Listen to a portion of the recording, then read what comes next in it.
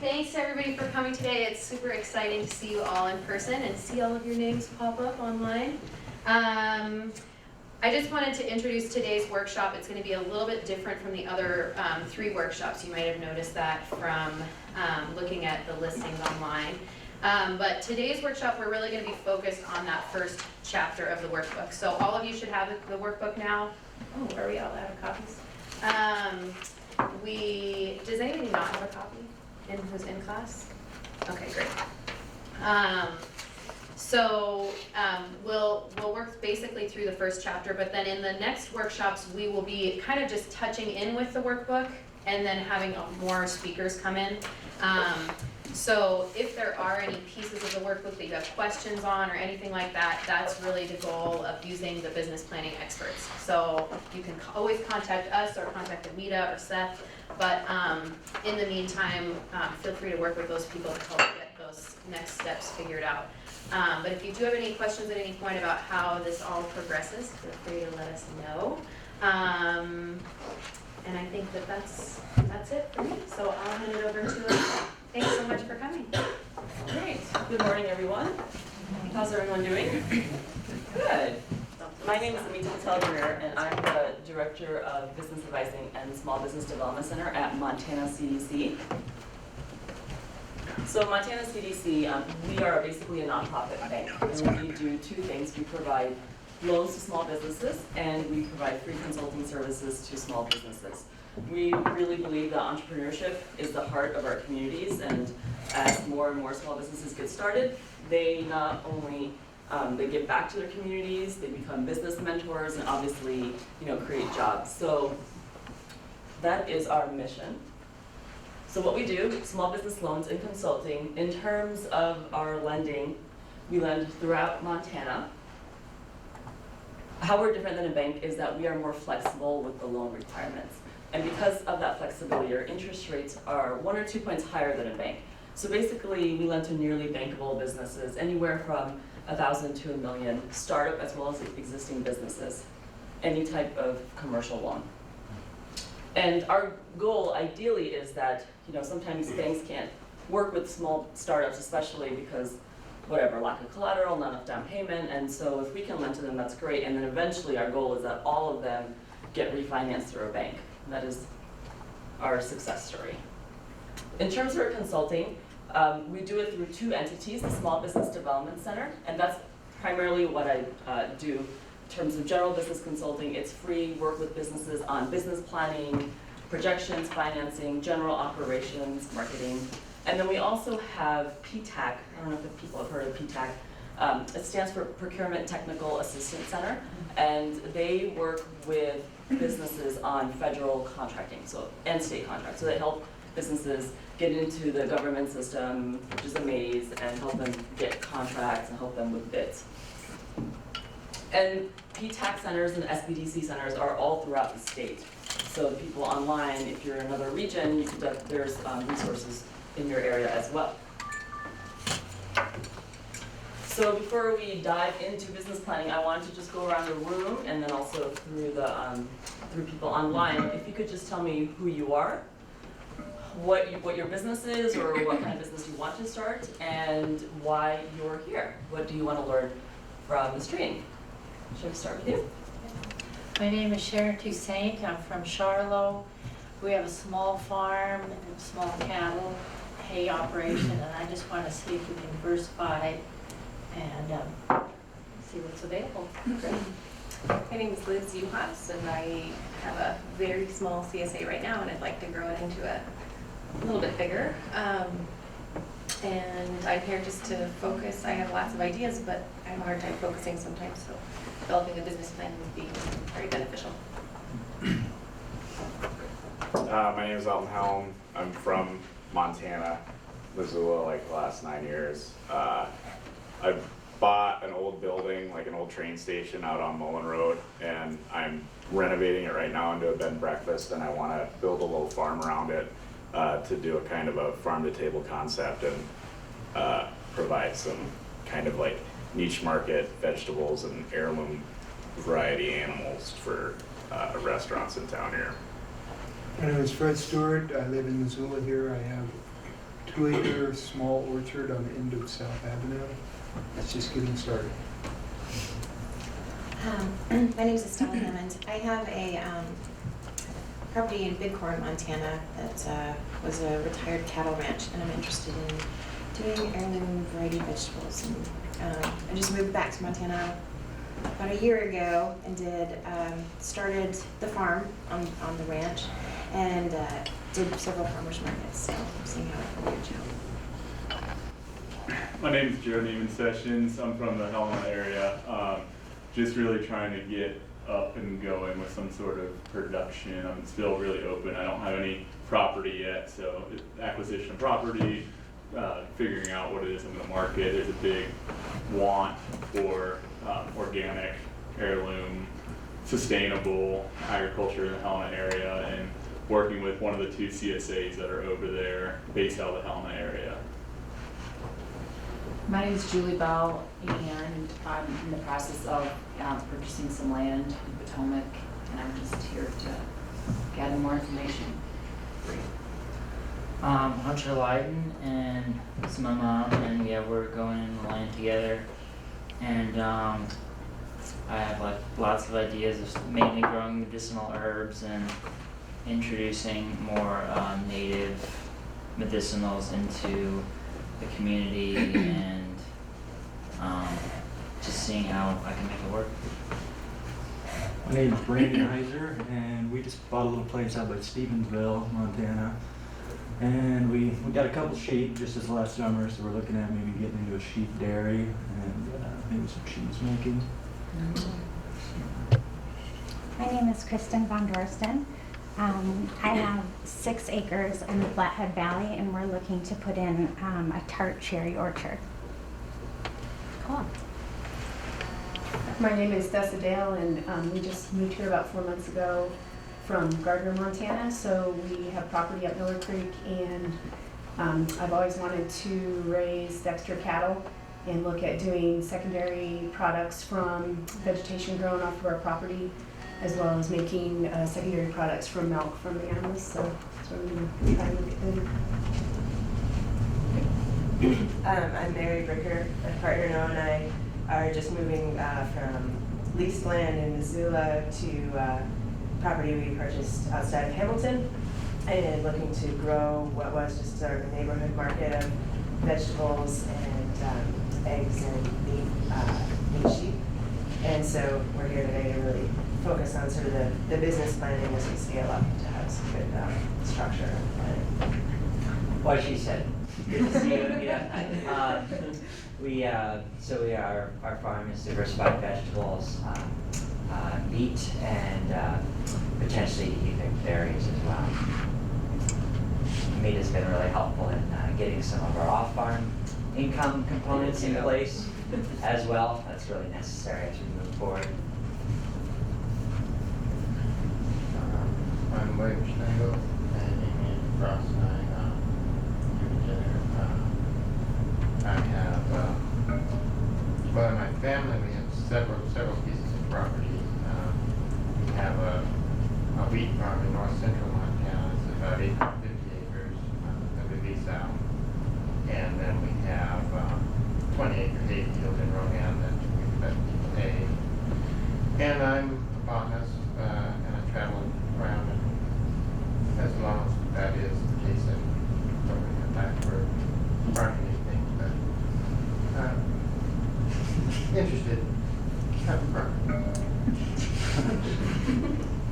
I'm Amy. Just interested for the future at this point. I also travel around as a biologist and looking to learn more. Great. And then online? Yeah, so online we have a few more people, and I know that we just had one more sign in, so if you want to send me your bio, that'd be great.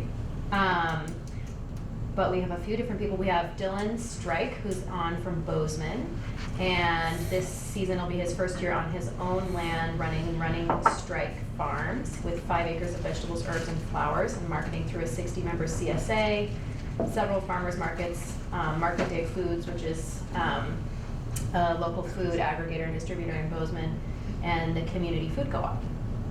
We have Sandra Noland from Ronan, and she has raised purebred Suffolk and Rambouillet sheep. Small operation under 100 ewes, and they're branching out into a dairy sheep and hoping to start a small dairy and cheese creamery. And they currently have 3 ewes and a ram, and they make several types of cheese for home and family consumption. So we have Marguerite Jodry, who's from Bridger. She has been working with Timeless Foods and is planning for a certified organic farm and ranch, raising pastured cattle, hogs, poultry, as well as vegetables and fruit. And so their operation has been in production for a while, and they're trying to improve their business practices, and she's new to the operation as of last year. We have Tom Shida, who's from Rosamond, California. And his parents have a ranch property that they bought about 20 years ago south of Laurel, which is near Bridger, which is near where Marguerite is. They have 40 to 50 acres and raise sheep and cattle, and have a large garden and orchard with ducks, chickens, geese, goats, etc. And he's planning to take over in the next few years, and looking to get back to Montana. We have John King, who's in Billings. For the past 2 years, he's been producing chemical-free produce and selling it at the Healthy by Design Gardeners Market and the Yellowstone Farmers Market, and sells some produce to local restaurants and wants to expand, hopefully becoming capable of generating year-round income. So he currently has 2 gardens, about 3/4 of an acre, as well as a large raised bed and a greenhouse. And then we have Linda Phillips, who says she's been a GIS specialist for 14 years and is tired of staring at a computer screen. And so she has wanted a small farm for many years and is starting to explore that. Currently has a 1/2 acre, possibly to sell lettuce and mint trees at the local farmers market this summer, but just getting started with that. And then we also have Brianna Ewart, and I don't have a bio from her, but I know that she and her partner have been working to start a farm for the last few years, so they're just still kind of in that process and getting going. Okay, great.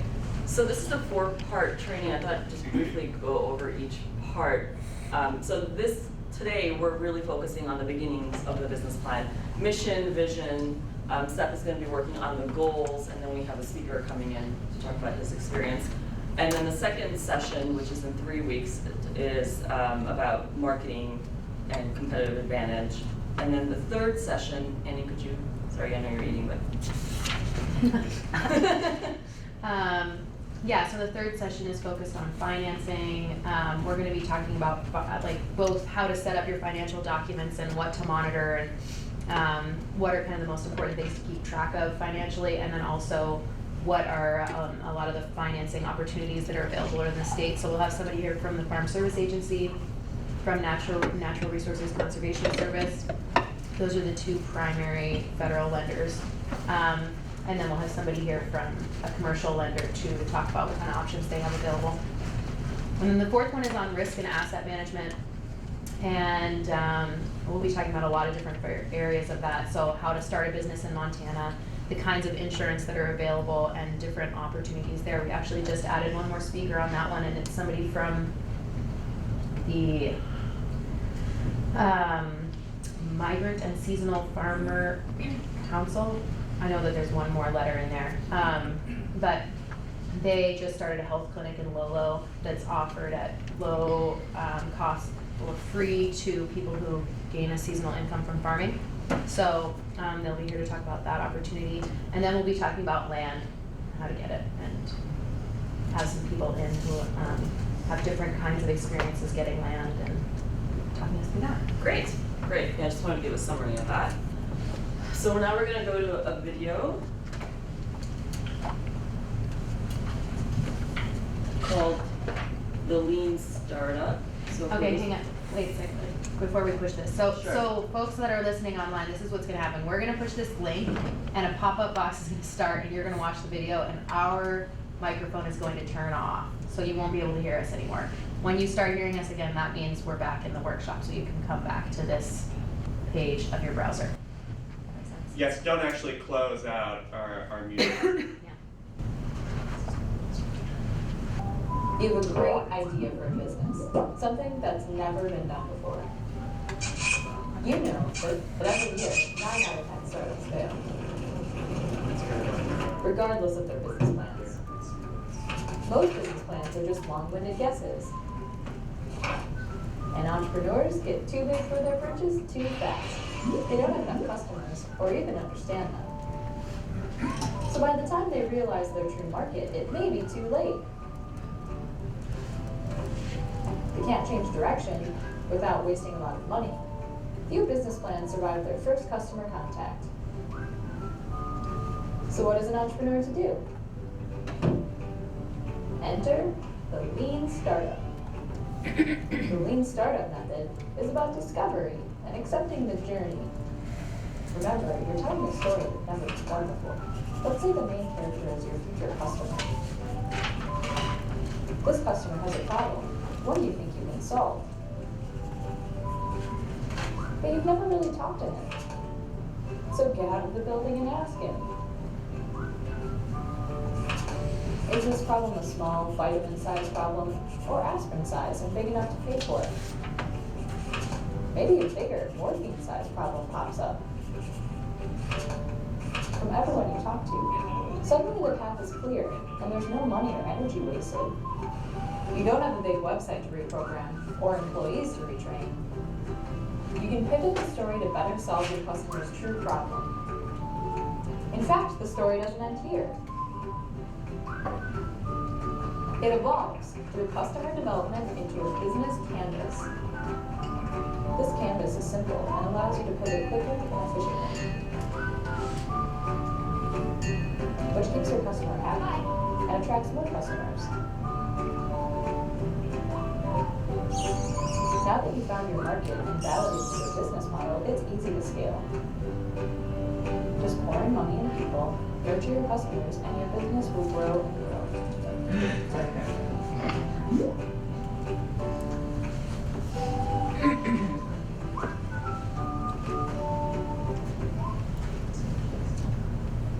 Unless it's good. Yes. Unless it's running blue on something. So, did everybody online get to see that? Were they able to access that? I believe so. Yep. So now we should be back a little back on. I should be able to hear it. So.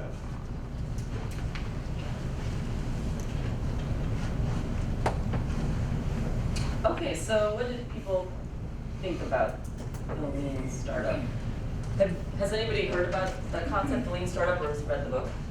The Lean Startup. So the Lean Startup is it's from the software industry.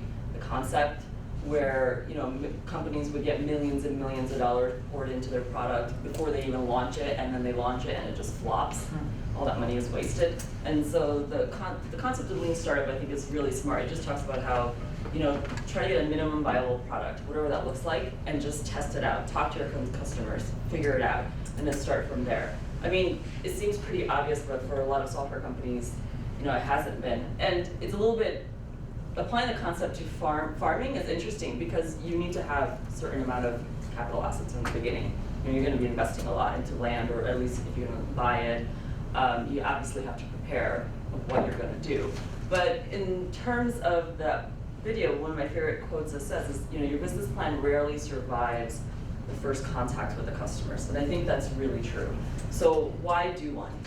You're all here because you're interested in doing the business plan. So why? Peter Drucker, his famous quote is, "Planning is the death of entrepreneurship." And if you go online, there's plenty of people who say, don't waste time with business plans, they're not worth it. And there's plenty of entrepreneurs who've started successful businesses without doing a business plan. So why do one? You can always learn from your mistakes, and if it fails, you understand what failed, and then you can improve with that, either in your business or in the next business plan? Sure, so it's a learning tool. It's an organization tool, trying to get everything down on paper and then trying to make yourself focus on one or two things before you get everything going. Definitely. I think it's a great organizational tool. I think it's probably important for funding. If you're not funding it yourself, it's probably hard to walk into a place and say, give me a bunch of money for this, and then also say, I don't really have a clear direction, but trust me. Right. Goes Be over surprised how really many well. people come to us and say that. Yeah. Right.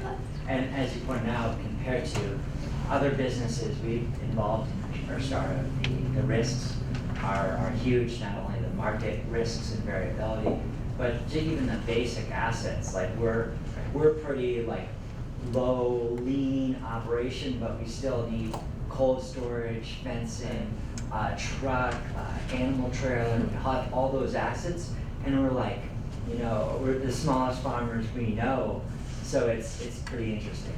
Yeah, it's definitely a farming and ranching, very capital intensive from the beginning, so obviously can make it very challenging. So I find that there's people on both sides, across the spectrum.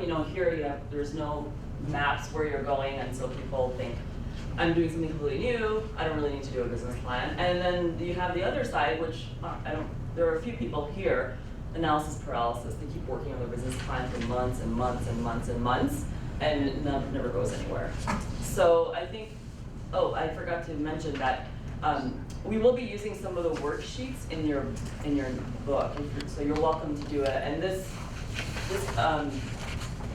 I know a lot of you have your own notebooks, but this corresponds to worksheet 1, where it just asks, like, why do you need a business plan?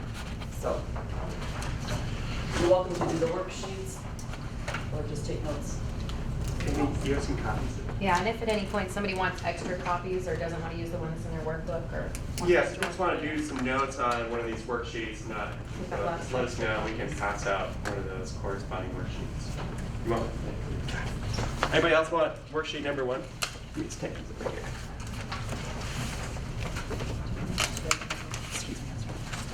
So in terms of, why do a business plan, I think people already mentioned it, but definitely if you want money, whether you're going through a bank or if you're an investor, you're gonna need to have a business plan. You're gonna have to have some type of cash flow projections to show to people. I do believe that as entrepreneurs, you do have a business plan. It's in your head. I do firmly believe that you have a plan in place, but it's in your mind, and so you need to just download that onto paper. And then the third one, it's definitely a wonderful roadmap for your business. To me, a business plan it's a living, breathing document.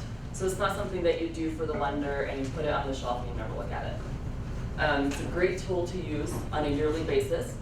Generally, as depending on where you are in terms of your business, I really would focus on the first 2 years or maybe 3 years at the most in your business plan. You could always talk about goals, 4 years, 5 years, 6 years from now, but generally the meat of the business plan should be the first 2-3 years, depending on your business, if that makes sense for you. And it doesn't have to, some people ask me, how many pages does it have to be? It shouldn't be a PhD thesis. It can be a really brief document, just concisely explaining your goals, where you want to head, and really the projections are really crucial because they really are it's your business plan in numbers. So before we talk about vision and mission, the kind of the foundation of your business plan, it makes sense to just get the basics down. Let's outline your farm or your ranch. So on worksheet 2, page 15, we're just going to take a few minutes to give you time to just get the basics down. Does anybody want a copy so they don't have to use their book right now? Yeah. So let's take about 5 minutes and just write down. Okay, so 5 minutes are up. I don't expect you to know all of the answers to those questions. And as you go through if you're doing all sessions, we really will focus on in the next session, market and what's your competitive advantage. But it's good to just kind of get the basics done. Right, and most of you, all of you shared what you were going to do. Does anybody have comments about this? It's just to get the basics down. So, we are going to watch a video. Now, for those people online, you're gonna have, there's a YouTube video, so you're gonna have to skip the ad and then go to 4 minutes and 23 seconds. That's where I'm gonna start. And then you'll be able to hear us when we start again. Do you know about the time? It's like 2-3 minutes. But they'll be able to hear right when we start, Annie? Okay. He'll make his second point and his third point, and then that's it. That's when we're gonna stop.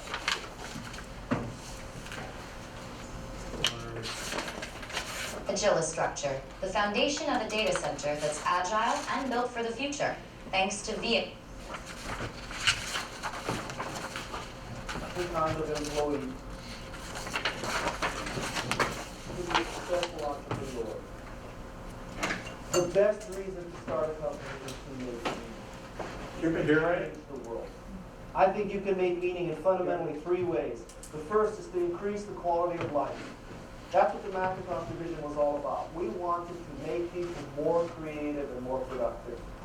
The second way is to right a wrong. We thought that MS-DOS was immoral. It was wrong. It was a crime against humanity. And we had to fix that wrong. And the third thing that you can do to make meaning is to prevent the end of something good.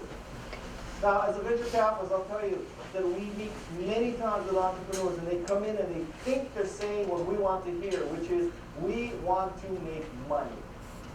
We believe that with our P2P optimized Google AdWords revenue model, collecting millions of eyeballs, that we can quickly flip this company and sell it to Google or Yahoo or Apple or Microsoft. If they don't take us off the market in 18 months, then it's no problem, we'll go public.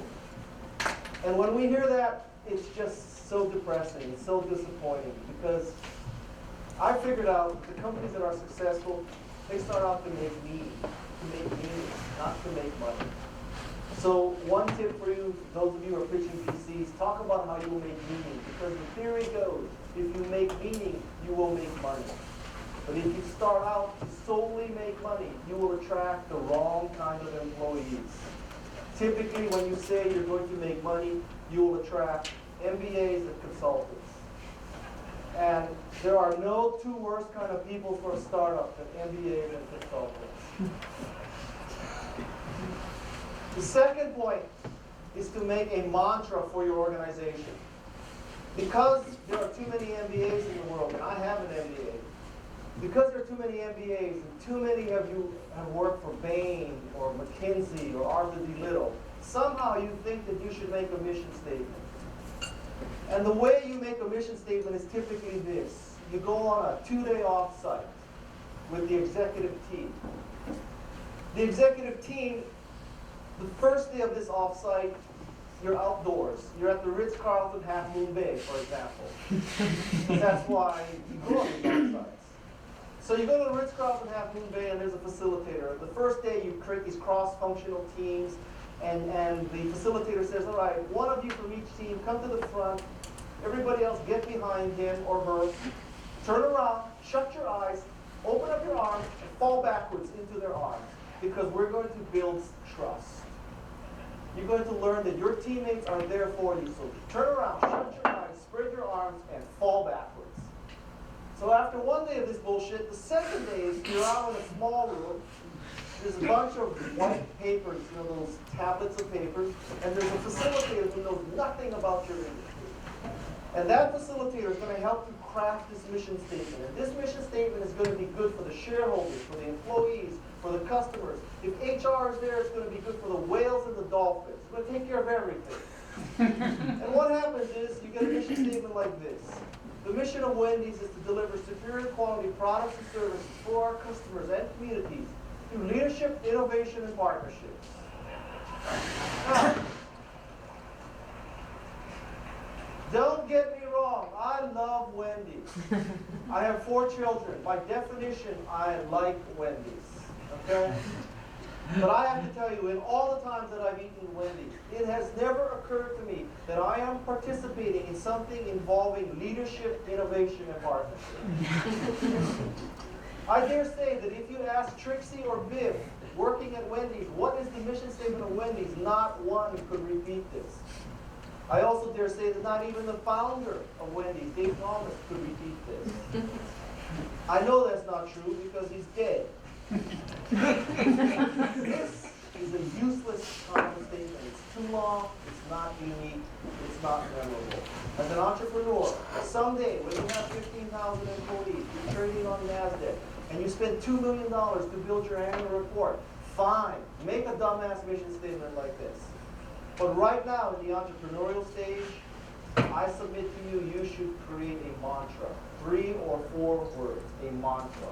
Of all audiences, not to be racist, you should understand what a mantra is. So, let's have some mantras here. The mantra of Wendy's should be healthy, fast food. In 3 words, Wendy's could explain to every employee and every customer what we stand for. Healthy, fast food. Admittedly, there was a woman here who thought she'd change Wendy's mantra to healthy finger food. But in the long run, it's healthy, fast food. FedEx has airplanes, they have vans, they have an incredible IT infrastructure. FedEx can tell you that your package is on the left side of the van, on the 3rd shelf from the bottom, traveling southwest on Highway 101 at 65 miles an hour in the 3rd lane from the right. That's what FedEx can tell you.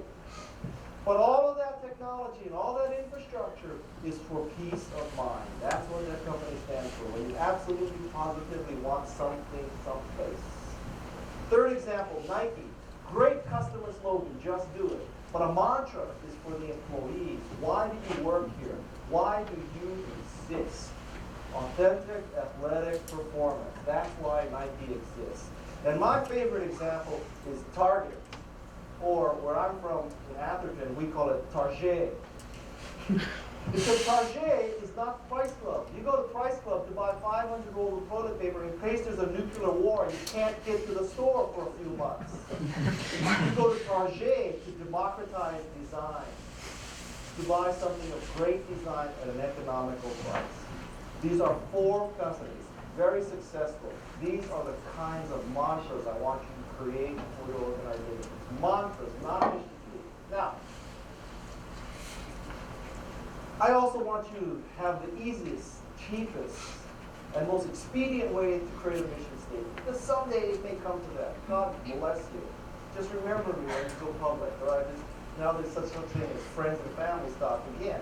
So, I will tell you how to get a great mission statement at no cost, no offsite, no McKinsey, no nothing, no facilitator, nothing, no pads of paper, magic marker, pens, nothing. You don't even have to look at advertising. Just go to the Dilbert Mission Statement Generator website. There, for absolutely no charge, you can get a great mission statement, a $25,000 mission statement like this. We exist to professionally build long-term, high-impact sources. I need to take a breath here. So that we may endeavor to synergistically leverage existing effective deliverables to stay competitive in tomorrow's world. Is that a mission statement or what? Huh? 25 grand. The 3rd thing is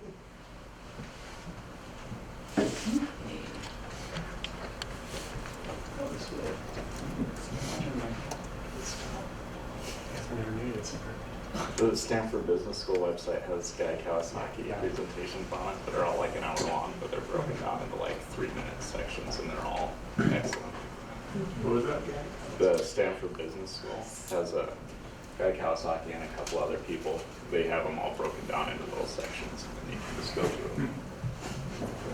I don't know if the online people are done. It'll probably be a minute or 2 behind. But yeah, so Art of the Start, Guy Kawasaki, it's a great book. I can give an actual link. So you do not want to create a mission statement from the Dilbert Mission Generator. That's what you don't want. So on page 16 of your workbook is where you're going to work on your vision statement. So a vision statement to me, Guy Kawasaki says, just have a mantra, and I believe that, especially for startups. Have a mantra, a few words where it just encapsulates what you're doing. You can share that with your customers, with your employees. People get what you're doing. And ideally in a business plan, there's a vision statement and there's a separate mission statement. So we will go through that. A vision statement is you're 10,000 feet up. It's the future of your business. Where do you want to see the future of your business? It's the big idea. I think all of you have a vision of where your business wants, where you want your business to be headed. And that is what you're going to put for your vision statement. So I just wanted to share some examples. So it was challenging for me to find vision mission statements from the farming community, I have to say. I had to look a little bit. And actually that's not just from the farming community, there's plenty of businesses also, non-farming, that it's hard to find vision mission statements. So this is Cedar Summit Farm in Minnesota, and I just highlighted some of the key words I thought, invest in the health of our cows, our community, and environment is an example. And then Mannix Family Beef just talks about what, the history of the ranch, what they really believe in, but the land is the lifeblood of the community. We strive to be worthy caretakers of those resources that fall under our management. So that's something unique about them. I think of all farmers really, caretakers of the resources, managing land and livestock together in such a way that both animal and ecosystem flourish. We'll continue to provide a good living for our family, good food for our customers. Sorry, it's not going through. And I can't read the rest. That's really good. Yeah. And then our speaker that's coming at noon, Native Ideal Seed Company. And our vision is to create an agricultural setting that is both economically and environmentally sustainable while maintaining the vanishing agricultural character of Western Montana. I mean, this is the entire vision, but they're unique. They really talk about what they believe in, what their values are, and also where do they see the future of the business. And then I like Guy Kawasaki's take a few words and let that be something that you can market to your customers, to yourself. So we're going to spend a little bit of time to talk about, or to work on the vision. Again, just to reiterate, guides a company's value, provides it with purpose. It's inspiring, and you have to have a reasonable shot of getting there. And so I just put, I don't know why it's cutting off my, I just put some steps. You're not going to create, maybe some of you already have a vision statement, or maybe some of you can create a vision statement in 5 minutes or so. But it's something that's going to be ongoing. It's not something that you should not take a year to create. These are just some steps to kind of guide you. What I generally recommend for people who have never done one is just to write from your heart. Tell me write down what you envision your farm or your ranch to be, and then continually start redrafting it. And then once you have slogans or a few sentences, share it with your stakeholders. Potential customers, your advisors, to see, does it resonate with them? Does it make sense? Are you communicating what you want to communicate with them? So let's spend 10 minutes doing the vision statement, and then we'll talk briefly about the mission. Hey Anita, I have a question online. Sure. From someone who, she says, can you provide some tips for doing this process collaboratively? We have 4 people that should be involved, and when I've done strategic planning, visioning in the past with large groups, it often turns into a war of wills. Yeah. Any tips? I mean,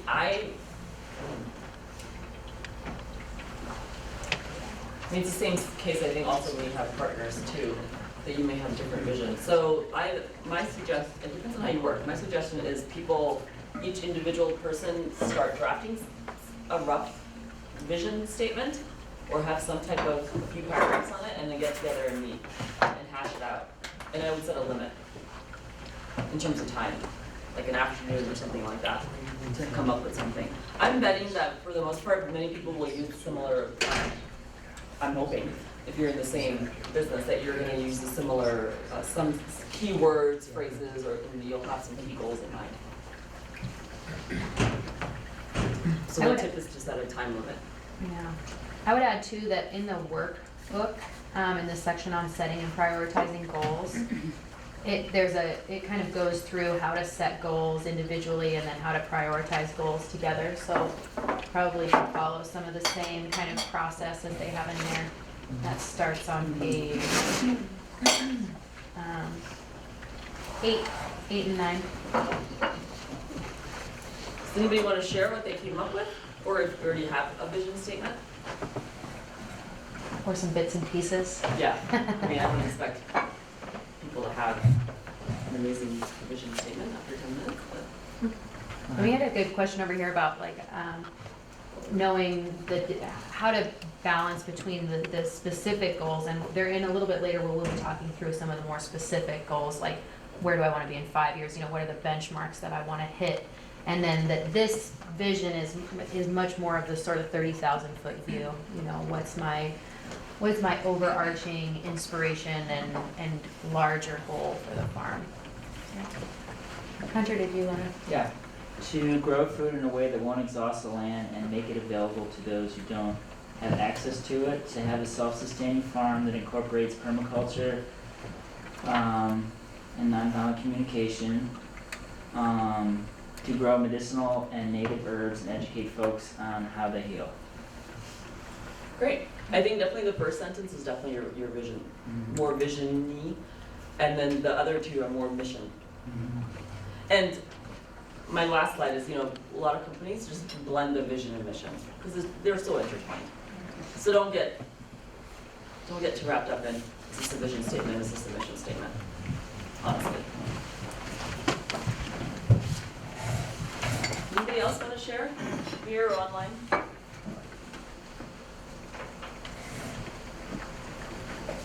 Okay, so I think it's really important to really think about your vision statement. Some people love doing this, and a lot of people don't. And it's really the foundation of your business. It's just that it is the foundation of your business. So take the time to do it. And then the mission statement. What's the difference between vision and mission? So mission is, vision is future. What do you see in the future for your business? Not in terms of goals, but overall, like what's the big idea?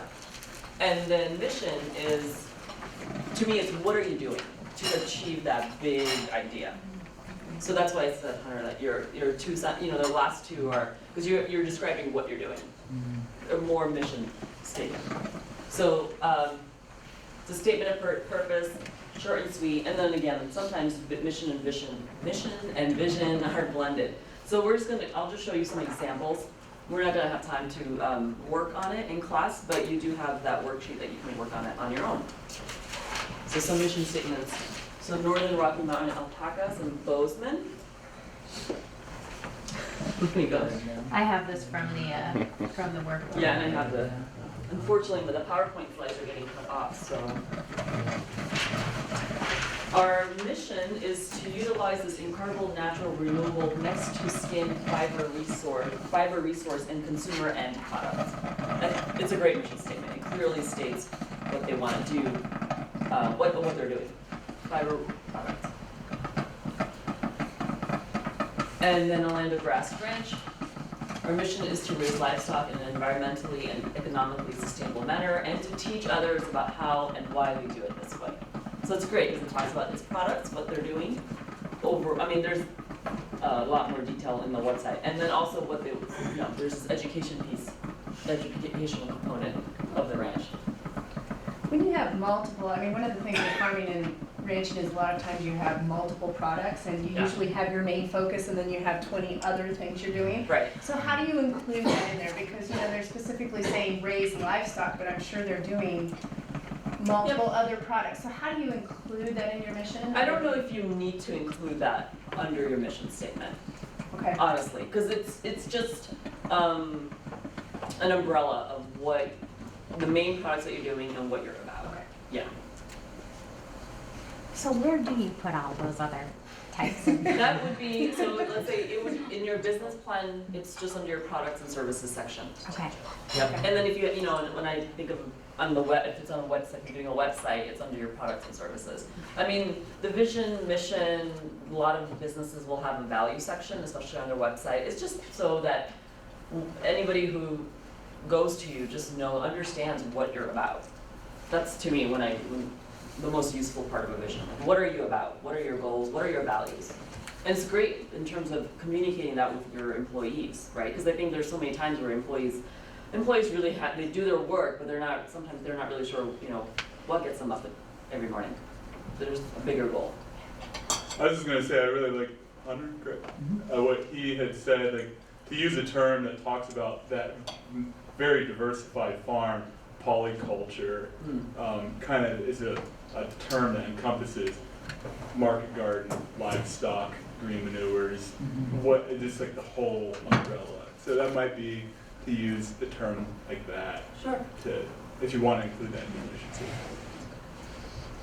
And when Seth gets into this section on getting into detail on the farm after our break, that's kind of more where we'll get into the operations and what you're doing and more of the specifics about showing your lender or whoever you're sharing this business plan with, showing them what you're actually doing in the day-to-day on the farm. So we'll get there.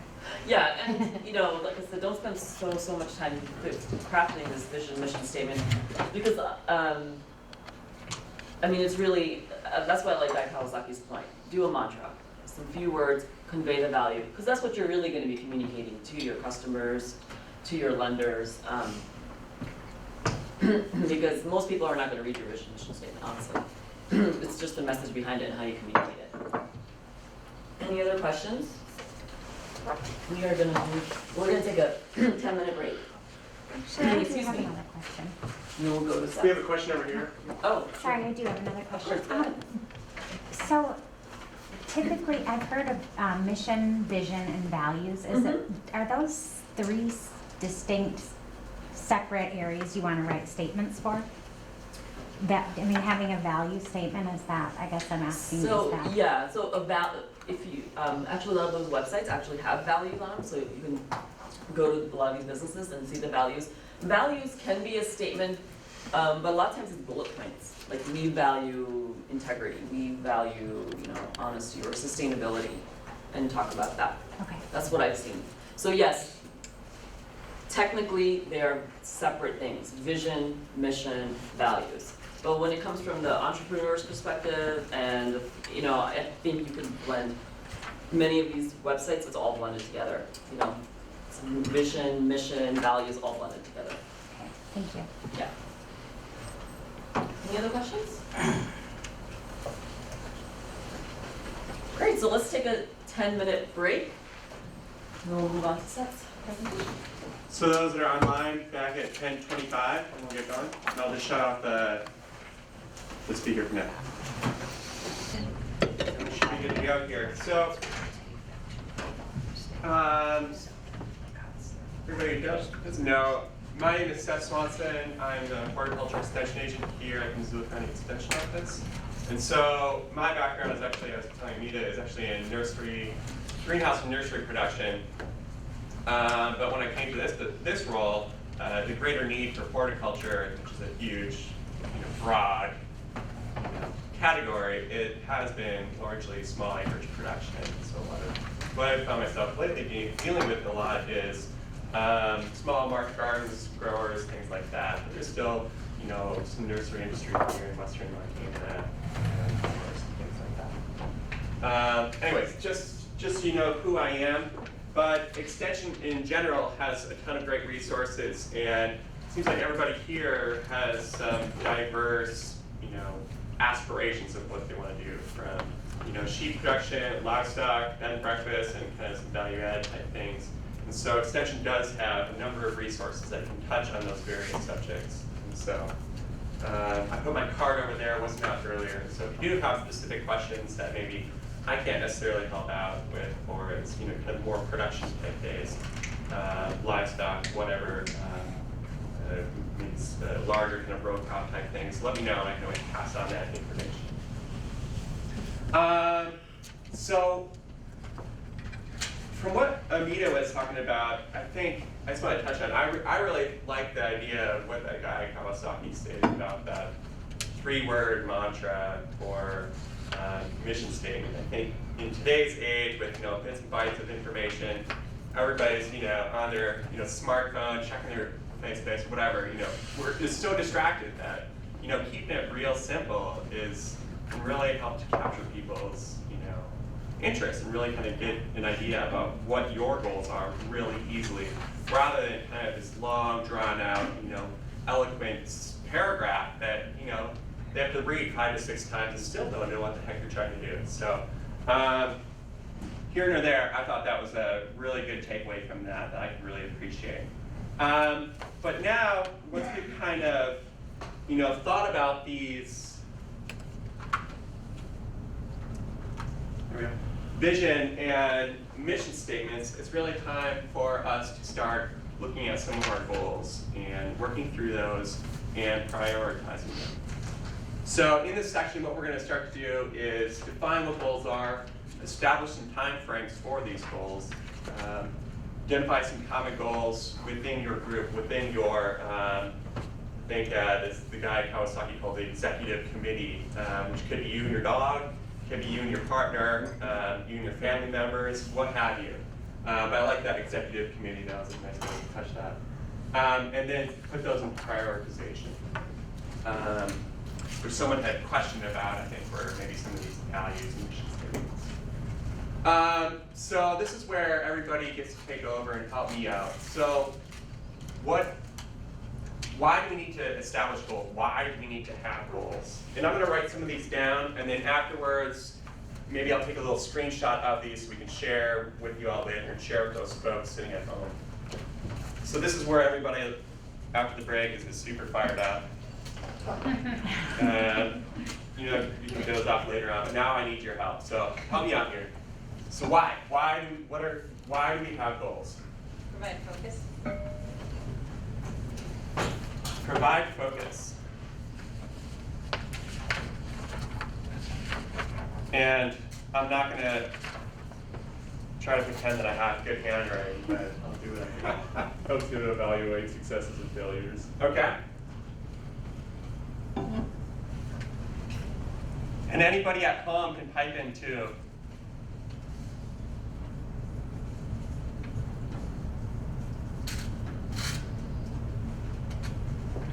Motivation to accomplish specific wants. Motivation? Okay.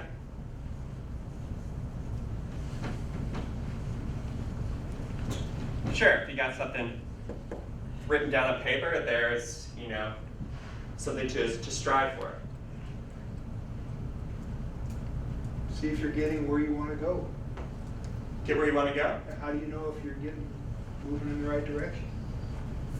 Sure, okay, that's kind of like evaluating success, but yeah, so let's call that keep on track, right?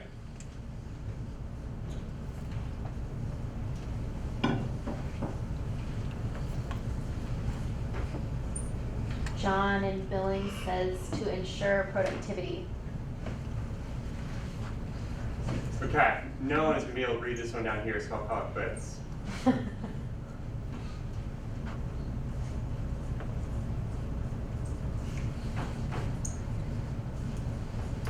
Yeah, absolutely, so we'll call it good there.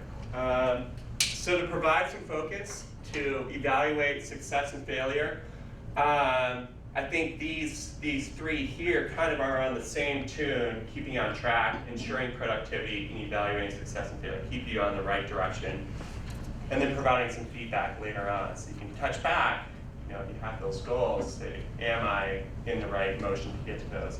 And yeah, so some motivation as well. So, you know, if anybody has tried to, you know, on January 1st say, I'm gonna get in great shape this year. That's easy to say that. But, you know, if, you know, you all of a sudden say sign up for a half marathon or something, well, there is a goal. You know, something set down on paper that you can strive to get to, some motivation. So yeah, absolutely, to help motivate and inspire, to mitigate conflict with family and friends. We can talk about this more a little bit later, but as this process goes through, once you've worked with your executive committee, your executive crew there, and established some goals, you've worked together to get those defined, then yeah, they're written on paper. So you know together that you have these goals that you set down to keep you on track. Direct limited resources towards these priorities. So a lot of these small businesses, that revenue stream is probably more like a trickle in most cases. And so if you have limited funds, you need to make sure that we prioritize those goals, have some specific places that we can allocate those resources. And we'll talk about prioritization a little bit here. And then some organizations actually expect to see clearly those defined goals as part of a business plan. So for instance, the Farm Service Agency actually specifies that in order to get an FSA loan, a guarantee on a loan made by a commercial lender, or a land contract guarantee, you need to create a detailed business plan that describes a whole list of things, but number one was your mission and vision and goals for your farm and ranch. And someone mentioned it a little bit earlier that, yeah, to provide a business plan so that you can actually vouch, you actually have something put together. These are my goals. These are what I focus and plan on doing. Not like, well, no, I think we're gonna try to make something work with this land. How about lending us some money and see what we can come up with. Okay. So what are goals? So goals actually describe what you want to achieve through your business. So they're a more focal point. They help you direct your business towards your vision. So kind of provide some focus, as someone mentioned. But what they are not is the how-to statement.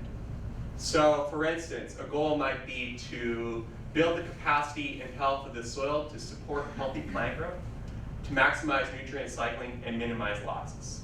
So that may be kind of a smaller focus goal of your overarching production type goals. Whereas a management plan or kind of a course of action would say to maximize nutrient cycling and minimize losses by utilizing cover crops, maintain crop residues, and apply compost manure and other plant residues. So we can kind of see the very difference, the little bit of differences here, that this is more of an action versus here is just our goal. This is how we're going to achieve it. And goals should be unique to your business, personal values, your mission, and your vision. I'm sorry if I put references in plant-based things, but I'll try to expand them. So how can goals be defined? Goals can be very, very diverse, and they can be classified in a number of different areas. So you can have personal goals, family goals, business goals, and within these business goals we can have marketing, operations, human resources, finance objectives, community goals, and also environmental goals. So let me just my wallet here. Let me document this real quick, and then how about we start brainstorming on some of these.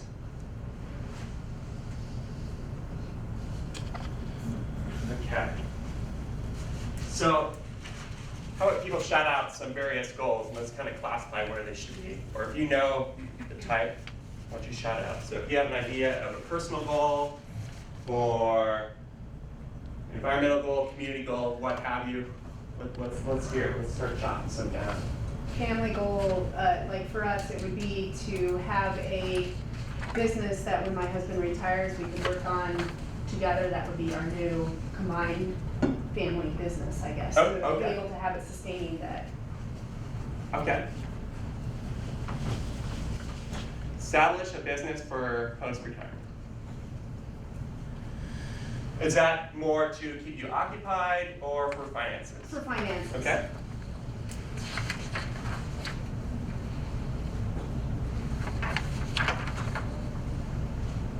Okay. What else we got?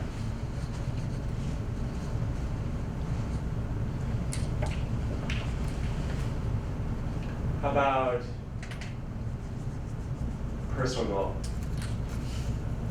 So does this lot of you, when you maybe start businesses, you have another job. So does this? I guess a business goal would be something that's self-sustaining. Good, okay. So that's kind of where I was leading to as well. So a lot of folks have off-farm self.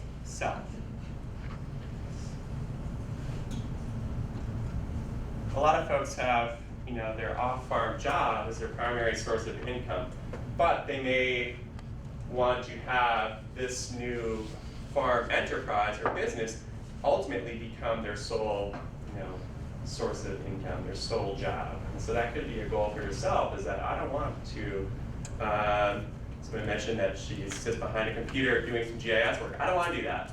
I want to do that until I can build this job, this new business.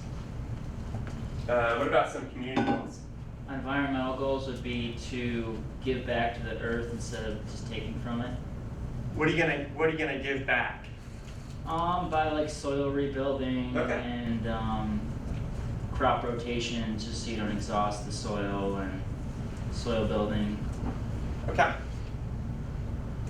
Community might be like promoting small acreage livestock self-sufficiency, like trying to provide animals that work on a smaller scale for both a meat standpoint, but also for hobby or personal purchase standpoint. So you're saying that you would try to develop this new line, this new aspect of livestock, so other people can right, do exactly. themselves. Trying to focus on, yeah. Also under community. Yeah. We want to grow community. So for example, we had a number of seasonal events, harvest parties, and winter seed exchange events and dinners that help neighbors meet one another. And we find that to be true here in Missoula as well as in Beirut. So I just put that as community network development. Yeah. Is that okay? Yeah, absolutely. And so you see that, you could have a whole diverse load of goals, and they can be classified in different ways. And there could be some, some mixing of goals where, maybe a financial objective is near your personal objectives, and that maybe you want to have your business be your sole source of income. But you kind of get the idea. So in some ways, it's a good way to kind of establish some of these goals. It's kind of to break them down and classify them in different ways. However, financial success is an overarching goal of most businesses. I put goal number 1 up here, but that doesn't mean it's necessarily the most important. It's just a lot of times, finances are needed to achieve these other goals. So if you aren't able to keep your business rolling with the income in, you may not have the ability to do these, to reach your environmental goals, or to reach these community goals if you can't necessarily keep the business afloat. And these are going to vary quite a bit as well. And so for one person, it may be, well, I just want to break even. Another group may just want the, tax benefits of having their land put into an agricultural status. Whereas other people may want to have that, their sole source of income, and actually gain some profit from it so that they can invest in their family. They can save for the future, put their kids into school, things like that. So some other things that we need to think about when we're defining our goals. We need to think about our future standard of living. How do we see our lives in the future? This may be very different from now. So maybe some young folks now don't necessarily need a lot.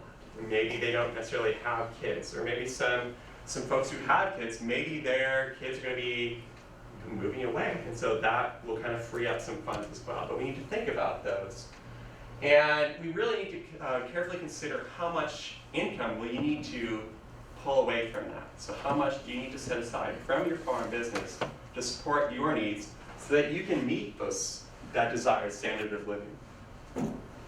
So worksheet number 5 kind of walks through some of this process. And we'll get into more about this in chapter 4 and 3 and workshop 3, which is actually addressing some financing issues. So we're not going to actually work through this because this is kind of some personal information here, and it is really something that you need to think about. And you probably can't necessarily shoot these numbers off from the hip here.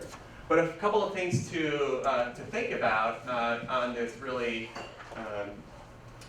out of focus page here is kind of that second line. That second line is medical care and health insurance. And so with the Affordable Care Act coming into play, we really need to think about what is going to be required for your health care in the future. So that isn't necessarily, we don't have necessarily deadlines right now, but we will have to think about that. So maybe your current health plan, maybe it's supported by your current job, and if you're going to step away from that, how are you going to meet those needs to be sufficient for that?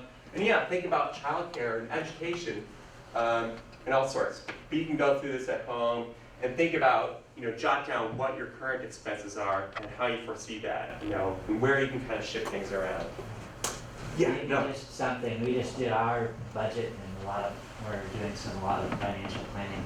And we might want to add, what we're finding is you might want to add farm insurance to that, because lots of times the farm insurance is bundled with essentially homeowner's insurance. So you might just want to add that to your sheet. One thing to note about this worksheet is that this worksheet is only your off-farm expenditures and income, right? So if, in case you didn't take a look at this before, this is something that you would pair with all of the financial documents that we'll be putting together in workshop number 3 and in chapter 4 of your workbook. So that has all of the, what are all my costs and what are my income sources from the business. This is sort of the personal piece, like what do I need to sustain myself for a year outside of what the business is going to give me? What off-farm income do I have? So this is looking at the off-farm piece. So. Yeah, and we'll actually be touching on some of that farm insurance, I believe, in the 4th segment.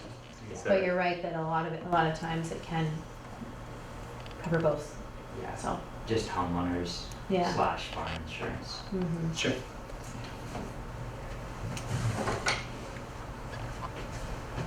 Okay, so again, this is something you'll kind of want to work through at home when you have some more time. Okay, so now, no matter how you've kind of classified those various goals and those different segments, personal, financial, environmental, however, it's really important to kind of help define those in this prioritization process by putting them in different time categories. So are these going to be short-term goals in the 1 to 5 year range, or these intermediate in the 5 to 10, or those long-term goals that are 10 years and beyond? And think about these ones, may change kind of every couple of years. It might generate some new short-term goals. Whereas these other ones, these longer-term ones, are kind of a little bit more in place, a little bit more concrete there. So no matter how experienced you are in business development, business planning, no matter how savvy you are, or this is even a new process for you, it's really important to get these down on paper. And someone jotted down that these are can be some benchmarks. These goals can be benchmarks for us so that we know if we achieved our successes. So we need to put these down on paper so that we can remember those benchmarks in the future, and that we can keep our business and our executive committee, if you will, on track. So worksheet number 6 is going to help identify your family business goals. So let's actually take a few minutes to, just jot down a few of those. So just think about what are some of our short-term goals, these intermediate goals, and long-term goals. So let's take a few minutes to do that, and then we'll actually share some of those thoughts. And just out of curiosity while people are working, has anybody developed a business plan or part of this process already, or for something different? Is it, in your case, this has been for a different kind of... Yeah, it was for consulting. It was actually for a service base. So. Okay. For this venture and for one other one. Okay.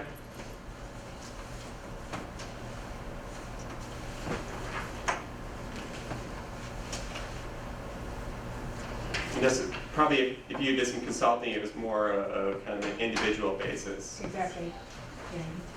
Okay. Did you have partners in this venture Here in town? For this project that you're working on, this kind of business venture of your? Just my family. So you do, those are our partners, yes. Yeah. They're in it with. I guess. Did I know that?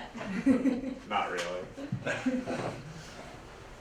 No, they do. They're excited about it, but I mean, I'm taking all the financial risk, and I'm right. You know, I own the property and everything, so I mean, they're helping out, but they're not committed as far as partners in the business. Is this like your immediate family? Yeah. Like kids, things like that? No. Or, Well, no, my wife parents. is. Yeah. But, you know, like the rest of my family is Okay. kind of involved, but not really. Okay, does anybody have something down that they would like to share? You know, maybe if you don't have all three different segments completed, but does anybody want to share anything? I put down establishing some direct customers. So for year one, maybe 20 direct customers. We found we just get great satisfaction with that. And a real direct customer, someone who really comes to the farm multiple times and gets that kind of attitude of, I'm going to support these guys, and actually bring in revenue of from $100 to over $350. So when someone drops that check off, it's a real nice kind of win for us. So kind of getting those first 20 devotees is Kind of, for us. I'm assuming like a CSA type customer? No, someone who just comes to the farm or someone in our network, and it's like, I'm gonna buy a lamb or I'm gonna buy Okay. $150 of vegetables. Okay. So, Good. kind of a devotee. Okay. Good. Do you have intermediate and long-term to follow those up as well you'd like to share? Or? We'd like to establish during the short term, maybe a market presence. Markets are really, really tough, as a lot of us know, but establish a market presence at a community market just to show commitment to the community and show a seriousness about our business. Okay. Good. Do you have some intermediate and long-term you'd like to share too, or? We'd like to establish in 5 to 10 years a dairy operation, a UPIC dairy operation. Okay. So that's Okay. an intermediate goal. Yeah. That's good. That's a good one. What about the long-term? Looks like you got something down. Yeah, we're really excited about being part of a local food hub network. So establishing some relationships with other farmers to collect and distribute food. Different than what some of the other markets here in Western Montana do, a kind of a different service than the Western Montana Grower Co-op, for example. Sure. Yeah. Yeah, those are great. So, I mean, those are very clearly some short-term, intermediate, and long-term goals. So, when I know that those are on paper, even that intermediate goal, that doesn't mean we can wait for 5 years to get after that. Yeah. It's a UPIC, established UPIC berry operation. So, it's a perennial crop. It takes some time to get established up to where it could be useful, or where we can get customers in to use this. You need to get going pretty much that first year to get that ready to go down the road. And the last one, becoming or being a food hub, that's a pretty lofty goal, and it's going to take time to, build this customer network and build network in the community to establish it. So to go back to that for year one, we're looking for 3 farmer partners now to start establishing, just 3 other farmers. Okay. Yeah, that's great. Anybody else want to share? Yeah.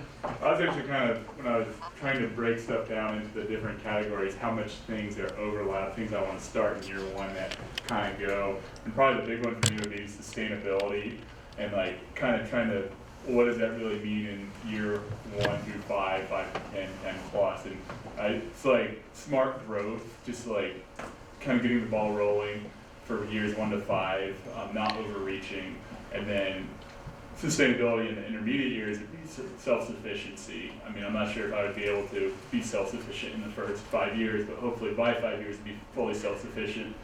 And then long term, this is even probably way beyond 10 years, would be having the farm in a state where it can be inherited and taken over by somebody else down the line. No, I think that's spot on. I think some of these can blend together and have some overarching themes, and that we'll talk about in a second too. Can be challenging when we prioritize them, but you have sustainability broken down in 3 different ways. You know, short term, intermediate, and long term. So that sustainability is kind of more of some of your values and your goals are represented there. So I think that's great. Mark. Okay. So we talked a little bit about this executive team and kind of part of someone mentioned before, how do we work through, you know, establishing our mission, our values when we have, or our vision when we have multiple stakeholders, not necessarily stakeholders, but partners in this new business. And this can be a challenge. And so part of the process is when you are working with this executive team or we're working with family members or partners, what have you, is to identify these common goals. And so we need to kind of start off by first, you know, identifying some goals. I think we probably already have some, you know, pre-established goals in our head, even if you haven't necessarily got them on paper yet, about what you see out of this business. Is this our nature? And just to kind of, you know, dream in our own minds. But we need to start, after we've kind of gotten them down on paper for ourselves, we need to begin to share these individual goals so that we can build some common goals as this group, so we can push that business forward. So with that, you know, we need to definitely find some commonality among our goals. So we need to look at our goals and that we have established by ourselves, and where are those common themes? Where can we build those common themes to achieve a set goal for our business? But with that, we also need to recognize differences. Where are those differences? Establish collective priorities for our family business. And so maybe your family members aren't necessarily involved with the business, but it is important to share with them, and so that they're on board saying, wow, you are going for that. Where are you going to be all this, you know, every day and all night?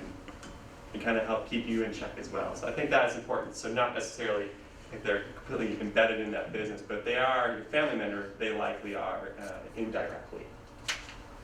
So along with identifying commonality and common themes among our goals, we need to look at those differences and we need to address them right away.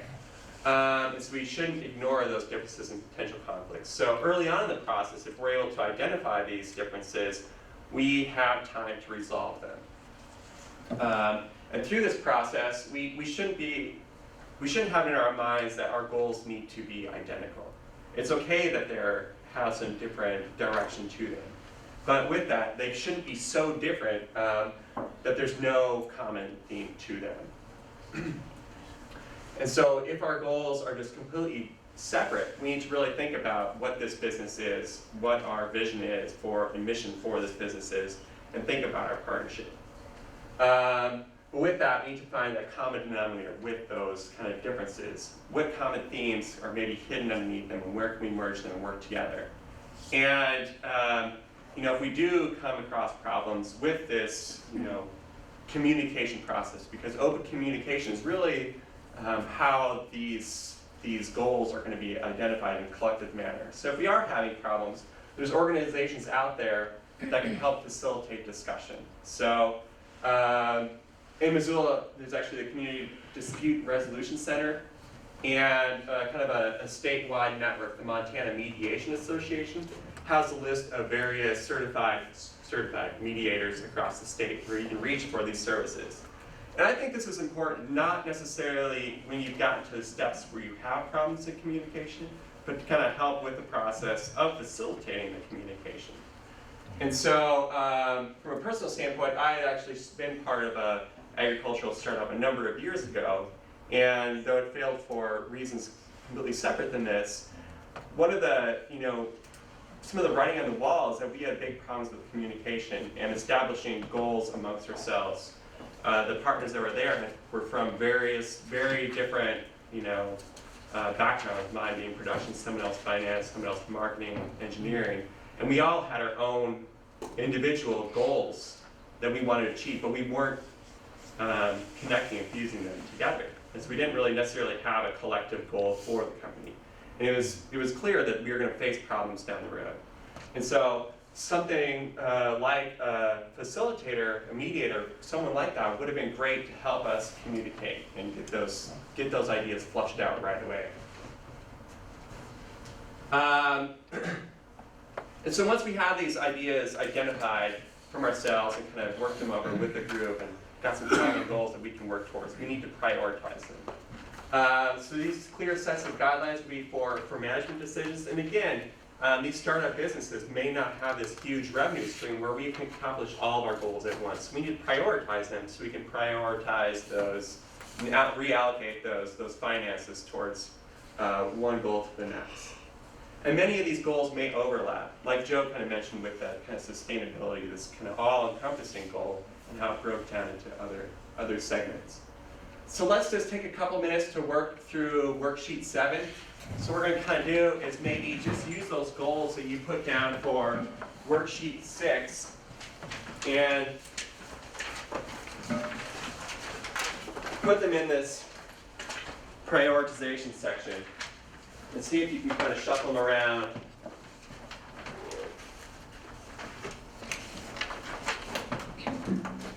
But we'll just take a minute or two for this one. We won't take a minute. We'll turn it out of time. So as we kind of work through this, has anybody come across some conflict with their goals that they've already established? Kind of short-term goals competing with long-term goals? Well, yeah, I could say for us, you know, something in my discussion with my husband, because he has a separate job, and so this is more of my business venture, but something that's real important to him is family time, and not just work family time, but that we also have some personal play family time together, that we don't just completely eat that up. And so that's really important to him, even though he is very vested in this business venture also.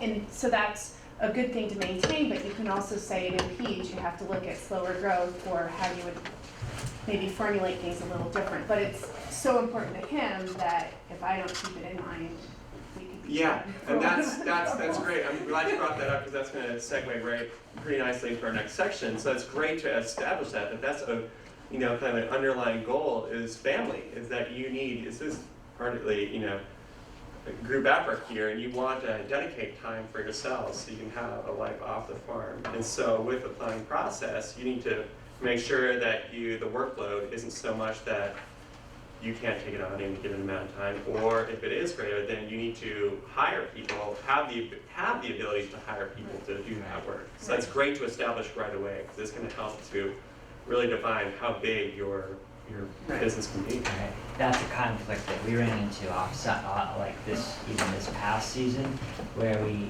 need to design a farm that during especially during this next 5 years where we move forward, we maintain and safeguard those off-farm large sources of income. So what we found, whether it was to maintain other income or even to meet family obligations, we hired labor that enabled us to visit with family or leave the farm for 3 or 4 days, or take an international trip to safeguard these other chunks. So that's something that we've run into and think a lot about. Yeah, that's great. I feel that observing the land and doing things right, you know, at first, will definitely affect the amount of revenue that comes in, because, you know, we're not really concerned with making lots of money. We'd rather sustain the farm and provide the best food possible for people. So yeah, so that kind of would go down to the bottom there when you're able to prioritize your goals. So maybe that would be, sounds like the top priority there is to first do that, and maybe next kind of look at the finances. But also, like we talked about, that kind of the financial component really is an overarching goal. Make sure that you have enough finances coming that you can still sustain enough to keep you going and meet your needs too. So yeah, I can see how that can be really tough.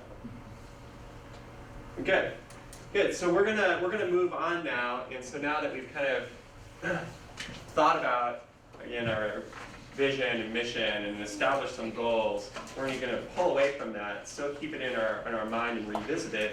For now, we're gonna start talking about and thinking about our product and how we are going to produce it. And so with that, we're gonna look at the production and management of this particular product, and then resource needs. What kind of physical resource needs are needed to come up with this set product or perhaps service that we have in mind. And kind of working with resources is what are our workforce needs. How much are we gonna have to be able to do ourselves, or are we gonna have to hire someone on so that we can get the job done and get time off for family? And then a little bit on the size and capacity of that business. So all these kind of production strategies really start with a detailed description. So we have this established this business's production system and a schedule for that. And so a good place to start is to talk with regional farmers, talk to people who are doing similar things.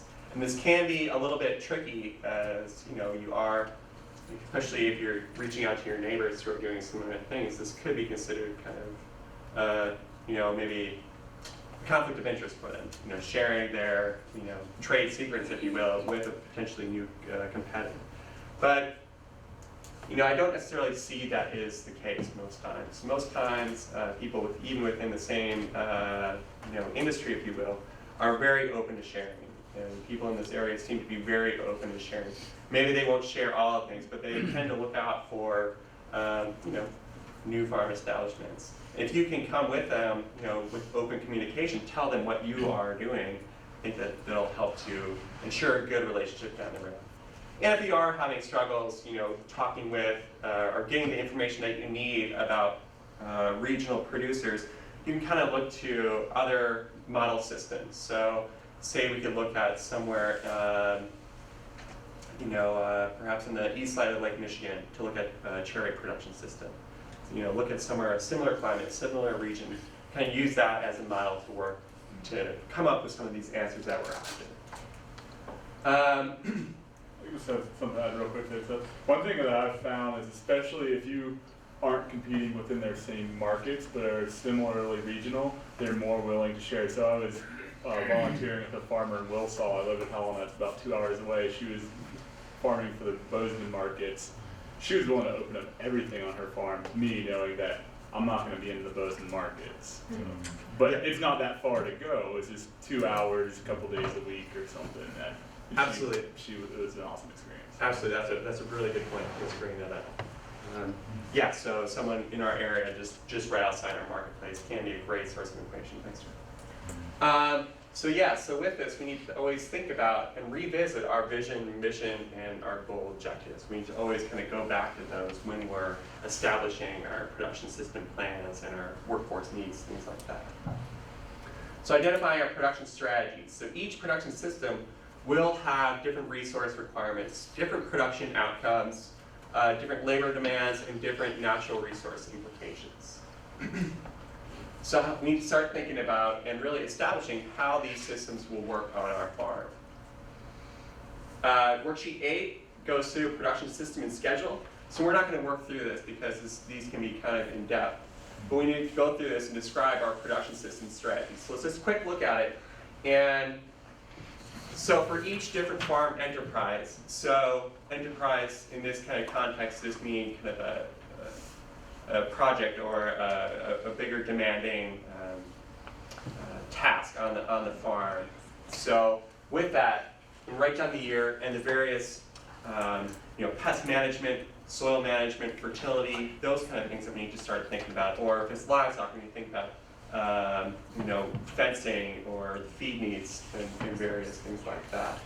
And so we could have some very similar products that need individual enterprise, different production system and schedules. So for instance, we may have 2 types of tomatoes.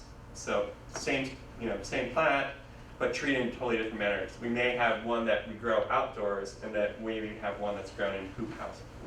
So we need to have a plan for each one of those because they're going to be very different, have very different demands. So again, sorry to put things into reference of plants, but that's. And then we also need to think about value-added products and some of these services that we might be providing. So Alton, you plan to have kind of a bed and breakfast along with your kind of small diversified production, is that correct? Yeah, and we want to have some really specific kind of seasonal events and things focused around what we produce out there to bring more people out, like maybe like a pumpkin harvest with pumpkin carving, or when we do the apple harvest, do cider pressing and things like that to get the community involved actually out on the property. Right, so something like exactly just that, you know, growing apples or pumpkins, if you will would require a couple of different plans, because you're going to have one for the actual production of that plant, of that fruit, and you'll have kind of another set of plans for the actual service part of it. Yeah, I suppose. And then, Jesse, you mentioned you had kind of some secondary products that you're thinking about, so maybe whatever that grass is actually being produced for feed for your livestock, and then maybe it's used for something else as well. So you kind of need to keep that in mind, and maybe even establish a different production schedule for that. Okay, so kind of moving on. So there's a number of resources for traditional and alternative production systems. So we can kind of use these to help us answer some of these questions, to help figure out what is needed. Just a couple examples to think about. So MSU Extension has some good guides for stocking rates. So we can think about that. In dryland and irrigated pastures. University of Minnesota has a grazing systems planning guide. NRCS has making the transition to sustainable agriculture. See if I can get this. The appropriate technology transfer for rural areas. NCAT's ATRA project is just a clearinghouse of different resources and information, from growing apples to cover crops to green manures to whatever. It's a great clearinghouse of information. And WS Extension has market veggie gardens planning for success. Don't worry about scrambling to write this down. We can share the PowerPoint presentation so you have those. One other thing to think about as you're working through, like particularly worksheet 8, is that you can think about if you're doing like 2 large bulk veggies, like say in your first couple of years you're just going to do carrots and garlic or something like that. You can do a production system and schedule for each one of those. But if you're doing like a market garden and you have like 40 different crops that you're growing, you can just look at it as a market garden. So it's up to you how much detail you want to get into on the enterprise piece of it, whether you want to look at it as a whole or more tightly. Definitely people who are wondering about, and maybe something that happens down the road is that you look in more depth into each specific enterprise, because you'll notice that carrots will take you way more time on your human resources side or whatnot than something else. And so if you're thinking about how to build in more efficiency, it can be helpful to get into more detail, but get into however much level of detail you want at this point. Yeah, and that becomes challenging on the diversified production system, where a lot of times you do have just like a market garden. Some of those crops do require so very different needs, and so you may need to treat them separately and pull those apart. So you kind of. So when you're looking at this worksheet, just to make sure that I understand completely how you guys are familiar, your enterprise would be, let's say, like livestock, for example, or cattle, for example, and then the year, and then the system would be every component that goes into raising? Yeah, so how are you going to achieve goals? So for feeds and for fencing, things like that. So if you're going to be doing some grazing, well, then you kind of need to think about some soil fertility issues. When you're going to be doing that. And then seeding, planting, exactly. And then the scheduled rotation is when it's going to happen throughout that year, correct? Yeah, okay. Exactly. Okay, so we need to think about this management system within each system. And so kind of along that line, we need to think about how this will change over time. So how will that change over the course of one season? Or how will it change from 1 year to 1 year? So in a livestock situation, how will those, if you're going to be grazing your animals, you need to kind of think about how much time they're on each specific pasture. And so where will those, if you have heavy snow cover or a lot of ice, where and what are those animals going to eat in the wintertime? And so if you just have a small amount of area, you need to give your ground maybe say 4 to 6 months rest, whatever your site may require. Where are those animals going to go from the fall to the spring? What are those pastures going to be? Think about it like that. And then from year to year, we can think about crop rotation on our diversified veggie systems, things like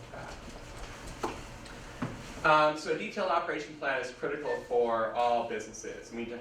This will help to establish our physical and labor resource demands and production potential and eventually cash flow projections. And these plans may actually be required too. So some things that are, well, first off, for organic certification, Montana Department of Agriculture actually has these organic production system plans for diversified crops, for livestock. So you actually have to go through, they actually require you to go through these systems to document all of this. Okay, so through our resources, we need to think about how much land we're going to need, and what kind of equipment we're going to need, what are the physical inputs that are going to be needed so that we can come up with the product that we're after. And so there's a number of places that have some enterprise budgets kind of show, are kind of a good resource to go and figure out what kind of equipment we might need. But really it also comes down to talking to your neighbors, to folks who produce what you want to produce, maybe outside your market or whatever, and talk about what is realistic. So maybe in a 2-acre diversified mixed veggie situation where there's been nothing but pasture grass raised there, maybe we don't need to buy a tractor. Maybe we just need to borrow one or lease one or rent one to get that ground prepped that first year. And then maybe after that we can do some handwork until we're able to size up so we have the needs to get a tractor or some equipment, things like that. So this worksheet 9 is an enterprise checklist. You can just rip right through and kind of for each one of those schedules that we came up, look at what are our resource needs for those. So we can kind of check them off, go through, jot numbers by the sides, add to them as well. Okay, see I'm out of time, so I'm going to kind of speed through it, but we'll be okay. We can also think about alternatives for equipment and land. So if we need some equipment, but we have that small acreage, we don't need it for the long term, how can we get it for a little bit? Are there equipment shares? Can we do some leasing? Leasing would be maybe for a year or two, or can we do a renting, which is maybe just for the day or the week? Or we can do some custom hire. And this is where you actually hire someone in to come and do that, whatever it is, an application of manure or to disc the fields, whatever has been prepped. And University of Idaho Extension has a good custom rates guides. Granted, this is more for larger production. MSU Extension has a nice pasture lease guide, so you can look at, see kind of what the going rate is for leasing pastures. So if you need more land in a rotational basis. Now, once we figured out kind of what our land and equipment needs are, we need to think about our workforce needs and what are our personal resources that we have to bring to the table. So do you have business management skills or bookkeeping skills or production skills? Do you know what it takes to grow the veggies or to raise the livestock? Do you have the ability to operate equipment and to maintain it? So you need to think about what you have. And so worksheet 10 is a great way, kind of a checklist to start looking at what we have to bring to the table. But also it kind of starts looking into some of the land and markets component. So we'll touch more on those in a couple of weeks, the next session, but it gets you to start thinking about that. So you can go home and kind of for each one of these segments, you can be able to go through and check if it needs attention or if it's excellent. And with that, we'll see where our gaps are for our own personal resources. We'll maybe need to fill in with the workforce. So if we do have big gaps, then we'll need to start thinking about what kind of workforce we'll need to obtain. And with that, we'll need to think about, will we have the finances to get that? And so worksheet 11 will help us work through those next steps. So we take information from that worksheet 10, and implement that into worksheet 11. So we can take those deficits in our own personal resources and apply them here. So what are our steps to get to where we need to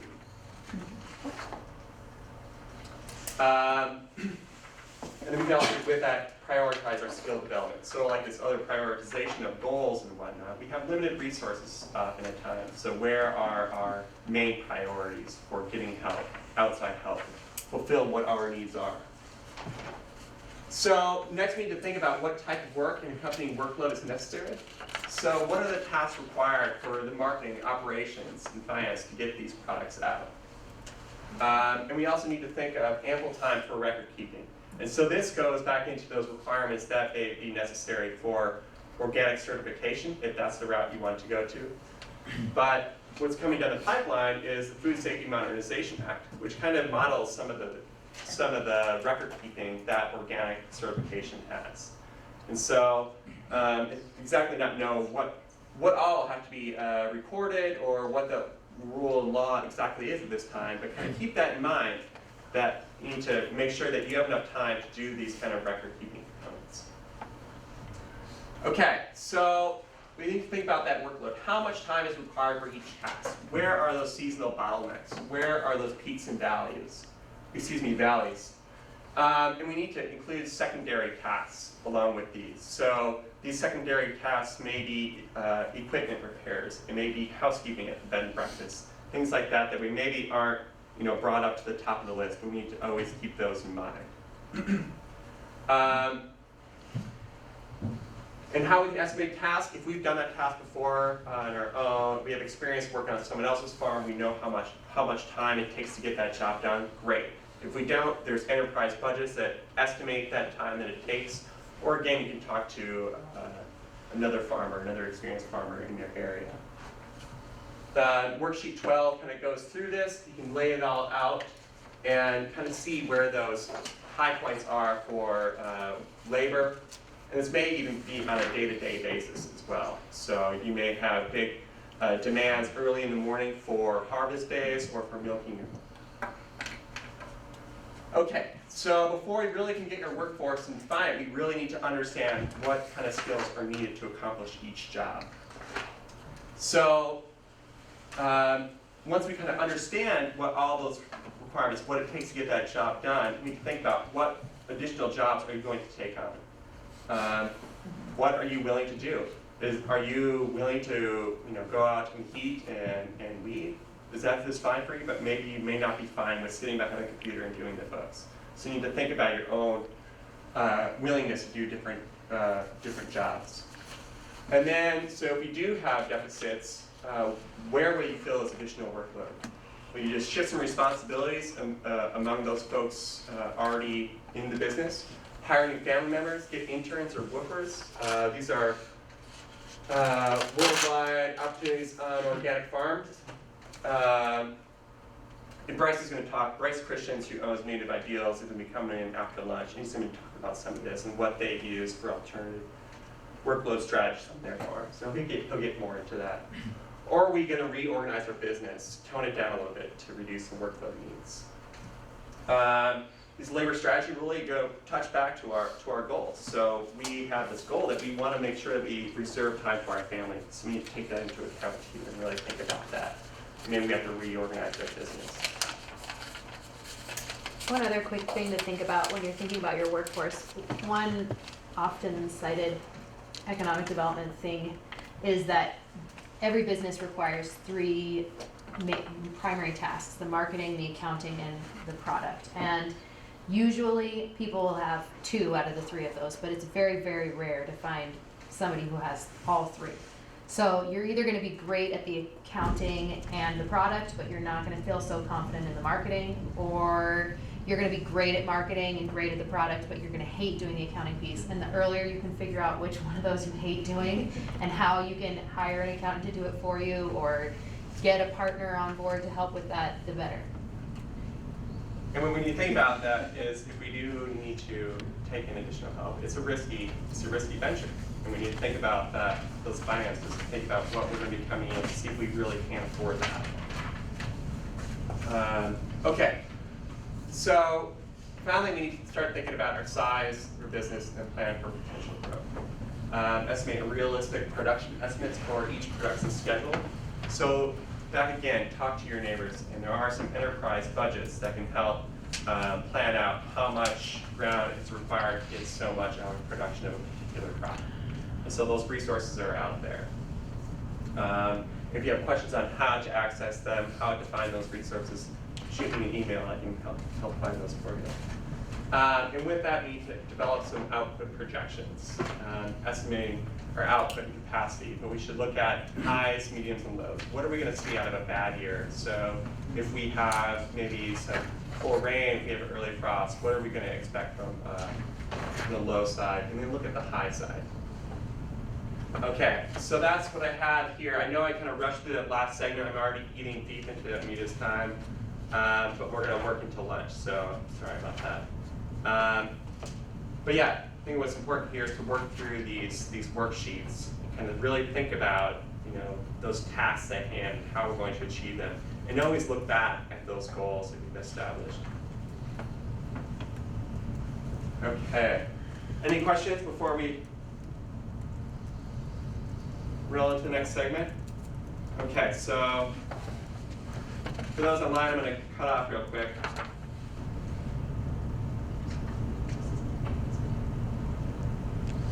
You're going to do a quick part.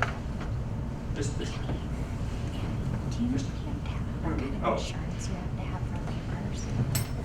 Yeah, we'll talk about that a little bit on the fourth workshop. Okay, so. But yeah, workers' comp insurance is definitely required in that we're gonna have somebody from the Secretary of State's office come in and they'll talk about that.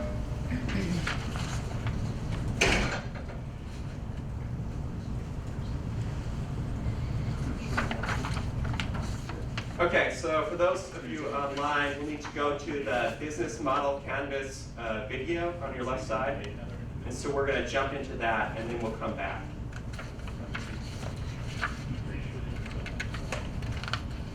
Yeah, so lunch is here, but I wanted to show this brief video about the business model canvas. And then, like Seth said, it's a working lunch, so we will be working on the business model canvas during lunch, if you want to.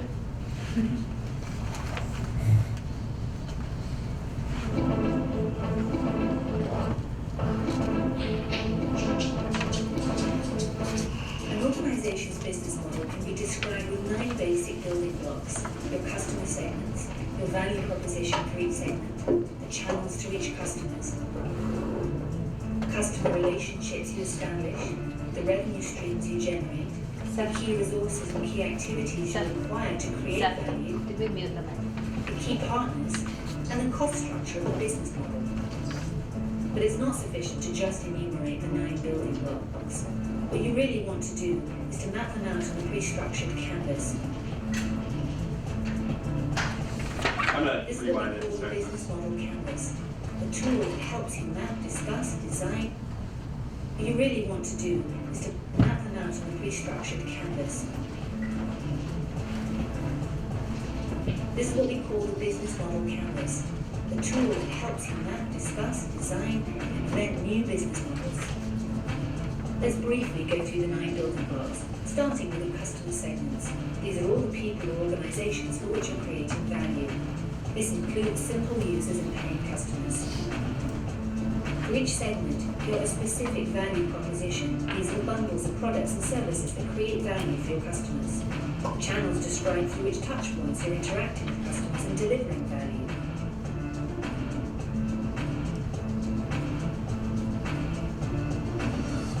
Customer relationships outline the type of relationship you're establishing with your customers.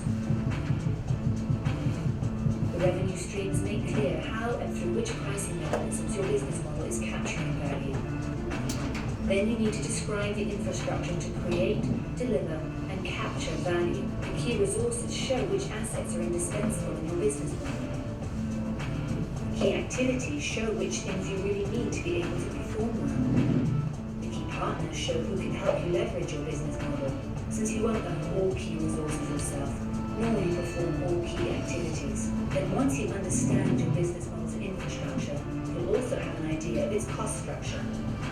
So with the business model canvas, you can map out your entire business model in one image. This works for startup entrepreneurs just as well as for the most senior executives. Okay, so to just kind of quickly go over the business model canvas, I love this tool. Get the microphone out. Oh, sure. It's on worksheet 14.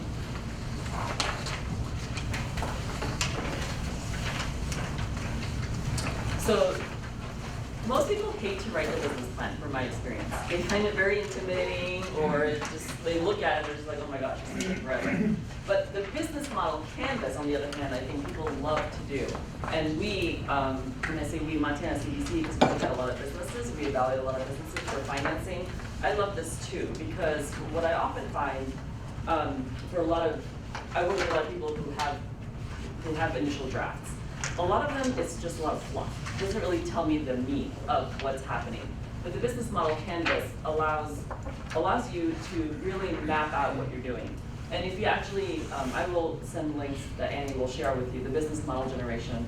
I mean, generally when I work with the business model canvas with people, they have big pieces of paper, different Post-it notes in terms of different color coding to different products and services. It's a great tool to use, especially if you have multiple owners involved in your project, to really brainstorm what is your business model going to look like. So I would encourage you to do the business model canvas first before you dive into the details, like what Seth was talking about in terms of the actual operations and production schedules. Those are wonderful tools, but do this first, because this really, when you think about the business plan, this is your business plan.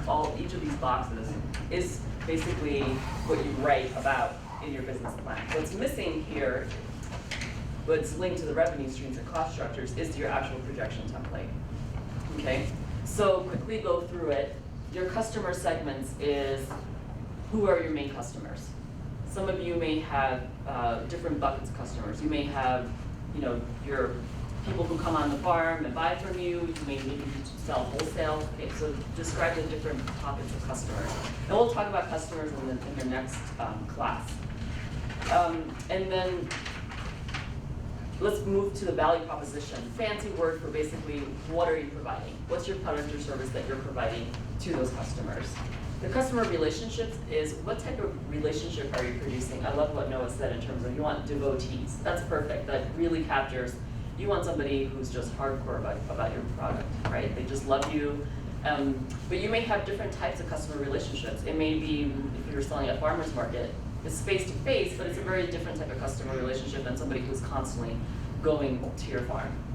So what are the type of customer relationships that you're providing? Now, this is really like 30,000 feet up, 40,000 feet up, looking at your business. How does this business model work? Channels is, how do you get the product or service to your customers?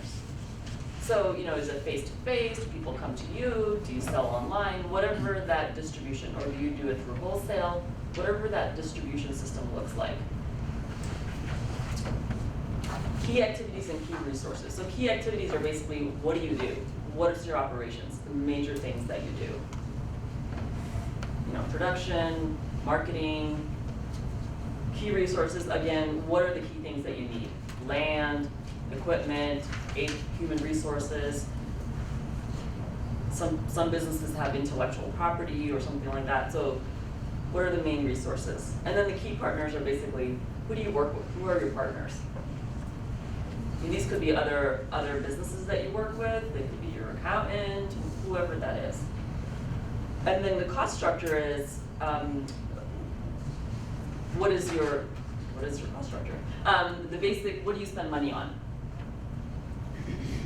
So equipment, right? That's going to be a cost structure. Land. General operations for most businesses is going to be a major cost structure. And then revenue stream is, how do you make money?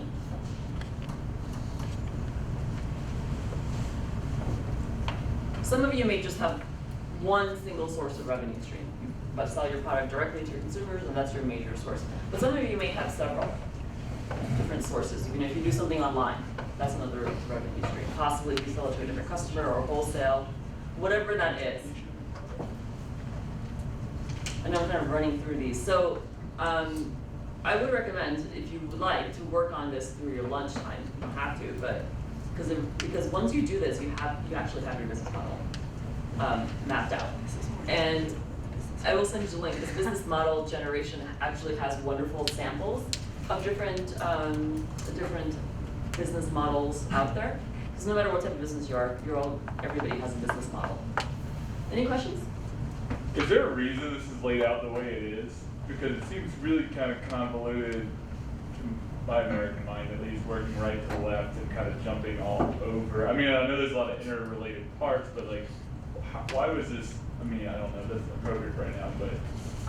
Yeah, there is a reason. So if you put a line right through the middle of the value proposition, left-hand side is more the operations, the back end. And then the right-hand side is more outside, like the marketing piece, your customers, how do you get the product. And what did you say the right side was? More, I think, of the outside, like, the marketing piece, your products, your customers. Looks like we have a question online. Is that true? Can you, Oh, yeah, can you? Yep. Value proposition is what's your product or service that you're providing? And I also can send you, when Amy sends that email, a list of questions for each of them, so you can understand it, because I know I kind of just quickly described it. And channels, Amidas, markets, CSAs. Okay, how do you distribute? Okay. How do you distribute your product or service? How do you get it to the customer? Customer segment is your customers. Who are they? And we're gonna go into a lot of depth on that. Yes. In the next workshop. Yeah. Workshop 2. Oh, and we'll go into a lot more depth on each of these, but this is kind of, and if you wanna take extra copies of this so that you can keep revising it as we go through the class, you're more than welcome to, but this is sort of the beginning sketch. Right. Yeah, some of this may be a little bit fuzzy, but it'll become clearer as we go through the different workshops. All right, Lunch is let's here. eat. So for those of you online, we're gonna cut out and let's see here. Bryce Christians from Native Ideals is gonna be with us at noon. So let's come back here. We'll start at 12:05. We'll get back on. So we're gonna cut out right now, and then I'll bring it back. With us this afternoon after lunch here is Bryce Christians, who and his partner own Native Ideals up in Arlee. And so he's gonna kind of come here and share some of his experiences. And he has a really unique situation where they have a unique product, a very niche product, and they've gone through some very unique, sorry to keep using that word, but interesting processes for accessing land, product development, steering their product line to a different audience. And We need video.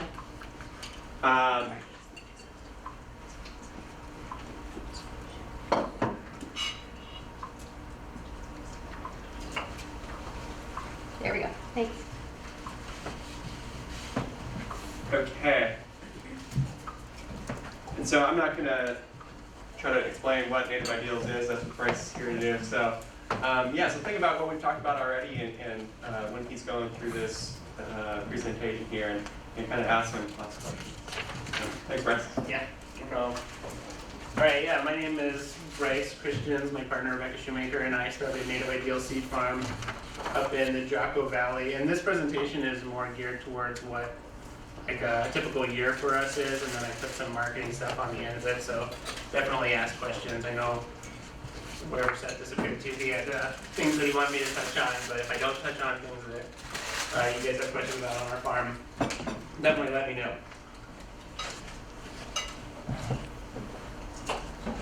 Go somewhere, no. Only Seth has the magic touch. You may just have to. Well, the arrow has to go to use the. clicker. The arrow has to go down to where you see the. computer. Yeah, on the computer. See the very bottom left-hand side of the screen, there's the arrows, left and right? Yeah. You just have to click on that. No, I mean with the, with the mouse. And the clicker is a direct connection to the mouse. Okay, Rebecca is the technological consultant on our farm. So our farm is up in Draco Valley. I went through that stuff. Okay, so just to give you a little background on our farm. First of all, we had a really hard time finding a place to start our farm. We both came from natural resource background, and we had recognized this niche where after fire, after road deconstruction, after any kind of disturbance, there really wasn't this forward component to go into restoration work. A lot of that work had focused on grass species and tree and shrub species, and so we figured we could jump in and fill this niche with a locally adapted product. Some of our species take up to 4 years before they are mature enough to start producing seeds, so finding someone who wanted to lease land to us and that kind of long term was very difficult for us to find, and we didn't want to be in a situation where we established a seed farm for someone else and then they saw what we were doing and all that kind of stuff later. So we ended up having to buy our farm up in the Jocko Valley. We just finished our 6th year actually. We're coming into our 7th year. We have 12 acres. Currently we have about 6 acres seeded with about 25 different forb species, and we focus on species that don't require any extra water, any extra fertilizer, because we wanted products that could go out into a fairly harsh environment after a restoration project where you probably couldn't get equipment in and still be able to flourish and have good success and improvement. So we have 25 species currently going. We've probably tried around 60 different species to make sure that they fit all of the characteristics that we wanted in plants going out, but also didn't make us lose any more hair than I already was, just on harvesting and germinating and all of those types of requirements.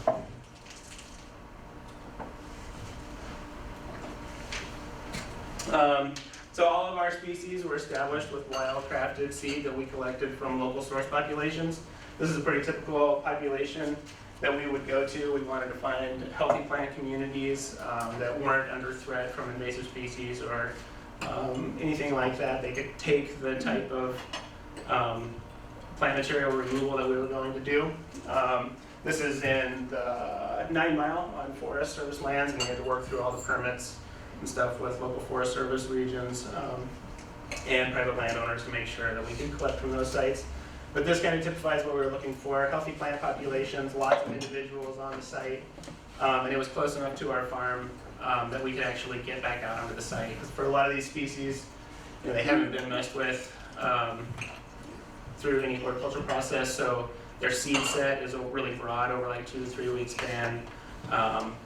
Depending on the aspect and the slope, they would be, and the elevation, they would be germinating or going to seed at a different time than where we were on the valley floor. So we didn't want it to be too big of a hassle to actually get out to the site and make sure that we were able to get the seed when we were needing to collect it. And for us, it says something about how we've kind of shifted our market from when we started to where we are now. When we were starting, our big focus was on large-scale restoration projects. And for native plant restoration, there's a lot of talk about locally adapted or genetically appropriate materials for restoration projects. Glacier National Park, for example, if they're doing a restoration project in a particular watershed or drainage, they go to that drainage and collect plant materials from that drainage. They increase those in their nursery, and then they just go back to that particular drainage. They don't use those materials just willy-nilly. We talked to a lot of folks in the Forest Service and the Park Service, BLM, trying to figure out what would genetically appropriate, locally adapted meant, and we didn't get one answer. We got as many answers as people we asked, because everybody had a different management priority, and most of them had different mandates from their department of what that meant for them. So what we decided to do is that we would set our own protocols and present those protocols to whoever our buyer was, and if it fit their idea of genetically appropriate, then so be it. If not, then they could look for other products. But what we decided is that we would focus our collections from these main ecoregions. Our farm is kind of in the corner of these 3 right here, and then there's a lot of similarity in those other ecoregions for species that we were looking at. And when we were going out to collect, we would collect at least 50 parent individuals from at least 4 different sites that were separated from each other by at least 2 miles. And then we would bulk that together. That was another big no-no for some of the agencies. They really like keeping their seed very separate. we bulk ours together because we wanted to have as broad a genetic footprint as possible, not narrowing it to a particular project. And then all that information we would put together on our collecting package. This is a nice graphic of what our collecting envelopes actually look like. We would put our data sheet as a sticker on our collection envelope, and this is the information that we would collect from each site. And then when we had a bulk customer come, they would get a seed source summary that would summarize all of that data for all the sites that went into that increased bed. So the big one, other than what those are, were our genetic base, which was the number of sites that we collected from and the total number of individuals that we would collect from. We still have all this information for all the species that we grow, but we've really shifted over more to a retail market because the size of our farm and the amount of labor, which I'll get into in a second, didn't really allow us to meet those larger projects. I mean, we could sell out our seed every year in one project and be done, and it wouldn't be enough to really cover what we were trying to do, so we've really shifted that over. But we still keep all this information because there are a lot of plant nerds like us that like that information about where this stuff's coming from. I'll kind of run through some of this stuff. These are some of the challenges that we had when we were trying to get our seed in order to start our farm, which was pretty, I think, unique to what we were trying to do. I don't think there are any other native seed farms in Montana that provide the diversity of species that we grow. You can get a couple that are used for forage in eastern Montana and definitely native grasses, but not the forage that we're growing. So we didn't have a place to go to get seed in order to start. We had to collect it all. And finding those sites in western Montana was pretty difficult to that met those requirements of a healthy plant population that we didn't feel like we would be natively impacting by collecting. The timing thing I'd already mentioned, and then seed quantity. Most of our seed beds when we were starting out, we started with less than an ounce of seed per seed bed. We were going out to make sure that we had a broad genetic footprint, not a ton of seed. So even though it would be really tempting to collect a ton of seed off a particular patch, that really wasn't our focus. And so we're a little past that now. We've been going for 7 years, so we're able to increase our own seed and put that back into our production. We still bring in new seed from that, so it's not all late generation. We're trying to steer it as little as possible into a cultivar.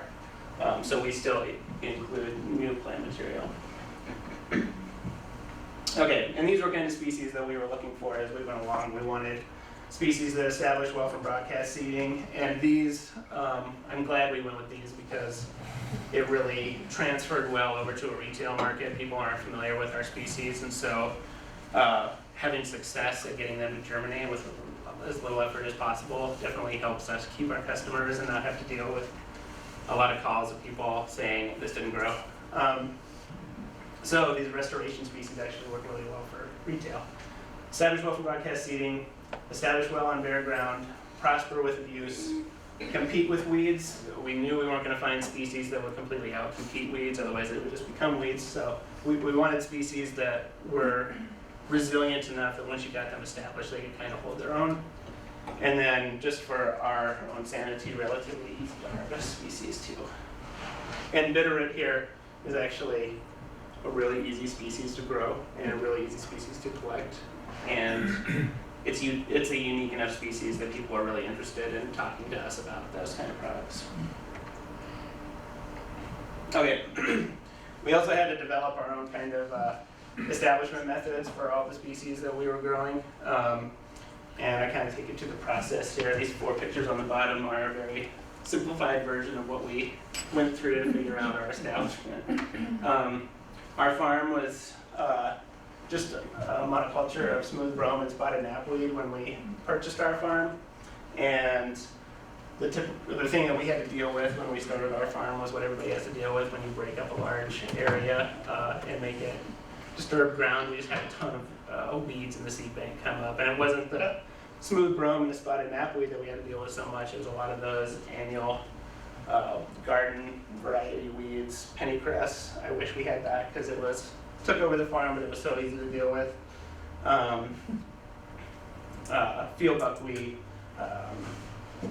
pigweed, that kind of stuff is what we had to deal with more than anything else. The smooth brome and the spotted knapweed actually went out quite well, and I don't have to deal with a lot of the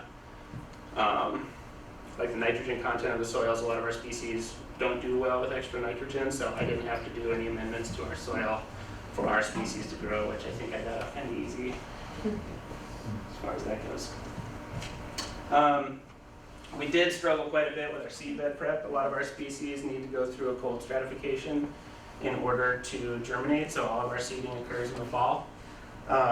When we started our farm, we had this vision of how beautiful our farm was going to be with these perennial species. We had these nice raised beds with native plants running down, flowering all year round. It didn't work out that way. We got a nice raised bed maker. We fought the rocks to make these really nice raised beds, and then we seeded that fall.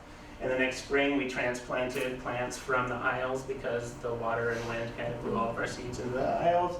And then we transferred it back into the beds. And so we got rid of the raised bed maker, talked to some folks, and decided we would do our regular rototill prep the next year, but we would just use the tractor tires as our aisles.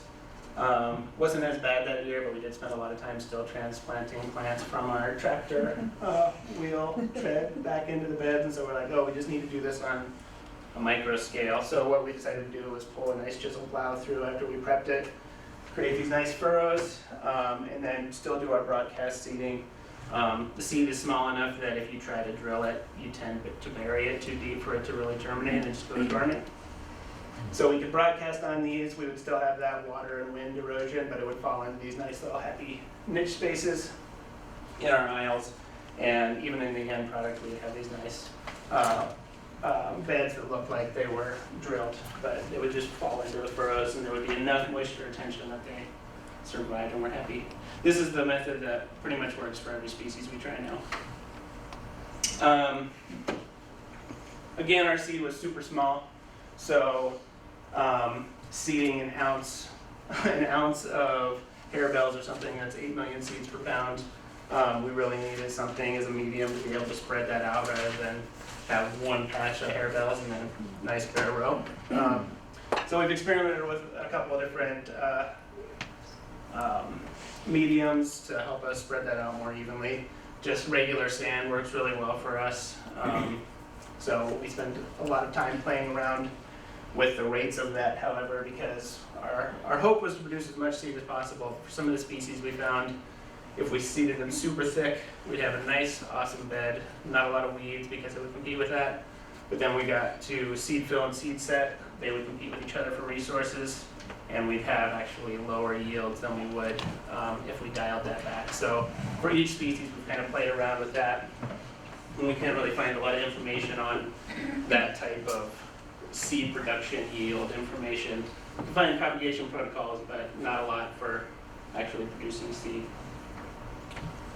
And then a lot of people talk to us about starting out with plugs rather than broadcast seeding. Getting them to germinate wasn't so hard, but for a number of the species, since they're so drought tolerant, they're not spending a lot of time their first year with a lot of above ground growth. It's all root development. And so a number of species would have roots to the bottom of these containers before they even had true leaves, and that would really stunt them. And we tried a couple times to do seed in these at the same time as we would broadcast, and by the time we had these out in the field, they would be a year behind in production and yield, so we've just stuck with the broadcast seeding. And so this is what we were going for. We do have a couple annual species that we treat like regular agricultural crops where we're doing tillage and seeding and then harvesting that year and then rotating it out somewhere else. Majority of our species are perennials. This is cutleaf daisy. So this is the spring after the first year, and you can see how the seed just kind of blew into the furrows. Second year, we'd have our first seed crop. Out of 500 square feet, we probably get 2 pounds of seed, and by the third year, we get 6 pounds out of that. And for some of the species, we didn't see, like this one, for example, since we were doing perennials, we thought that it would just get better and better. And we wouldn't have to worry about it, and then all the weeds would be gone, and we'd just like sit back and look at wildflowers. Didn't work out like that. I should put the fourth picture in here because it seems like we drop back to this or maybe a little less than that the fourth year. And it's not that we're losing plants, it's just that they don't flower as much. And so we've had to really play around with our rotation system, fitting in annuals with biennials with species we need to rotate every 4 years. Some of the biennials we don't have to rotate because the seed chatter is enough to where they recruit themselves the next year. But that's been something that has been a little difficult to play around with, to be able to match that type of rotation around. We don't have to, there's only one species that we've really had a pest problem with that's really a necessity to move it around the field as far as possible. But the rest we haven't really ran into pests as far as that goes. Okay, so this is kind of a quick rundown of what our year looks like. I should say we have this up here because after we picked those species that would meet all those requirements for going out of our farm, we also wanted to pick species from those that produce collectible quantities of seed, relatively easy to harvest and easy to clean. And I think that's pretty self-explanatory. That's more me losing hair issues again. But this is a typical year for us, from spring all the way to the end of the year. Thankfully, a lot of these species don't go to seed at the same time, so we're able to start harvesting probably around the end of May, mid-May, end of May, and we finish harvesting our last species by like early October, and all the way through there we're harvesting two to 3 species. Probably our busiest time is around middle of July when we have 6 or 7 species that we're dealing with, and it becomes a little bit of a hassle, but it's not too many. Okay, so we spent a lot of time weeding, a ton of time weeding because we're growing forbs. If we wanted to use herbicides or something like that, there's just not a lot of products out there, and plus it's pretty expensive. So we spent a ton of time weeding. And it's been interesting over the 7 years, watch how our weeds have evolved into being more of a winter annual problem for us than anything else. By fall, we are tired of weeding, and so we kind of take a break, and that's when all of our winter annuals take advantage of us.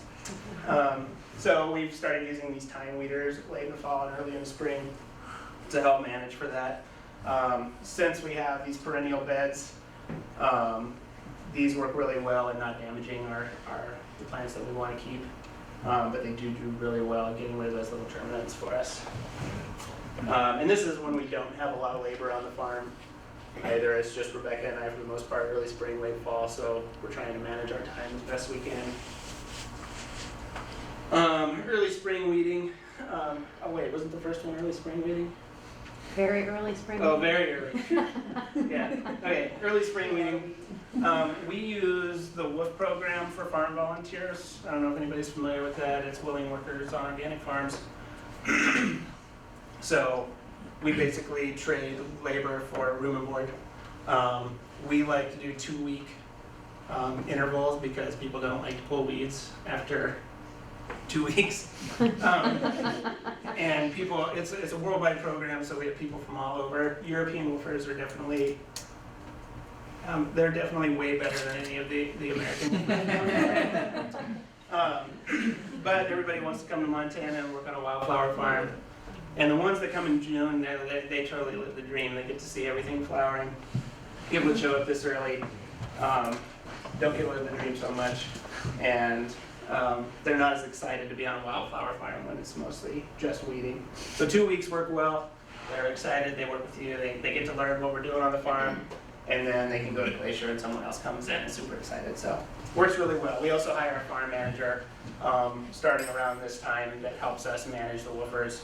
Both Rebecca and I work off the farm as well. So the 3 days that neither of us are there, it works really well to have someone there managing the woofers and keeping them on task and answering any of those questions. And there's also times when like a woofer drops out or something that it's nice to have that consistency through the year. Early spring weeding. Yeah, this is this weeding time is mostly focused on beds that we're just establishing. Like I said, the species that we're growing spent a lot of their first year just establishing their root infrastructure. So those typical garden weeds like field pennycress, field buckwheat, pigweed, that kind of thing, they do a great job at providing the worst possible situation for any of our species. Since they're all drought tolerant and full sun loving species, they really don't like to be overshaded by any of these plants because they block out the sun and then they kind of keep the soil moist at the top, so we end up getting a lot of root rot. So this is our most intensive weeding, is getting rid of this, these early garden weeds to make sure that they don't impact our germination and recruitment. Late spring weeding, same thing, pretty much. It's focused on those beds that we're just establishing. Once our native species get established, they do a really good job competing with the weeds. And this is where we kind of do our sexy weeding, is what we call it. This is to make sure that we can have as clean a product as possible when we're taking it into our facility to clean it. So we're focusing on species that are either going to be going to seed at the same time as our species, or species that will have similar size seed that will be difficult to separate out when we're at that point in our project. And this is when we can bring a lot of folks on. We have a Clarkia weeding party every year where we can have a lot of people there to do a lot of work that's not very detail oriented. When you're working with the germinants, you gotta spend quite a bit of time being able to differentiate a field buckwheat germinant from a penstemon germinant. And so it takes a while to work with each person so they feel comfortable doing that, and we feel comfortable with them doing that. These ones, everybody can recognize the difference pretty quickly, and you can just kind of roll through. So you use pull stuff, you hand pulling, and it doesn't disrupt the plants that you're... It's all hand pulling, yeah. The Clarkia and a couple of the other annuals are a little sensitive to that. The other species usually have enough of a root system that you're not going to pull them up as you're rolling through. We experimented with like hula hose and circle hose. That is not a good idea with volunteers, especially for our species. We don't have nice straight rows, and so you can't just go up to the row. So it's all hand weeding. Okay. Then we get into the fun. This is what the woofers really like doing, the harvesting stuff. But we also ran into a couple of issues when we got into harvesting these species. We can break them down into two main categories. Anything that's wind dispersed, like a dandelion. We've come down to these vacuum type systems that work really well for anything that produces a nutlet. We have a swather that I'll talk about in a little bit. But like I was saying earlier, none of these species have even seed set. You know, they're not ripening at the same time, which is good for them and good for the products as we take them out, because you don't want something that's going to be all evenly ready and then some kind of event comes in and wipes all the seed out for restoration work. So typically we're harvesting a species for about a 2-week period if it's a vacuum type species. For the nutlets, we have to wait until it's late enough in their seed set that we're not cutting off a lot of that late season production, but we're also doing it early enough that all of the seed didn't shatter and fall to the ground, because none of it holds its seed either, really. So there's kind of a weird thing there. And you know, the reason we continue to do that is that we don't want to narrow our product to early flower or late flower. We like that big broad window, and we wanted to keep that in our product. So we started out using these shop vacs. I think the neighbors thought we were crazy at this point. But we've since moved up to this tractor vacuum that works really great for our beds. We were able to work with someone to machine the end, and we were able to make most of it, or retain most of it, out of they're popular east of the Mississippi for picking up leaf litter in deciduous forests. So you hook it up to your lawnmower and it chews things up and sucks it all up. But we were able to make it work for us. And if you're interested in the track vac, I am a dealer now.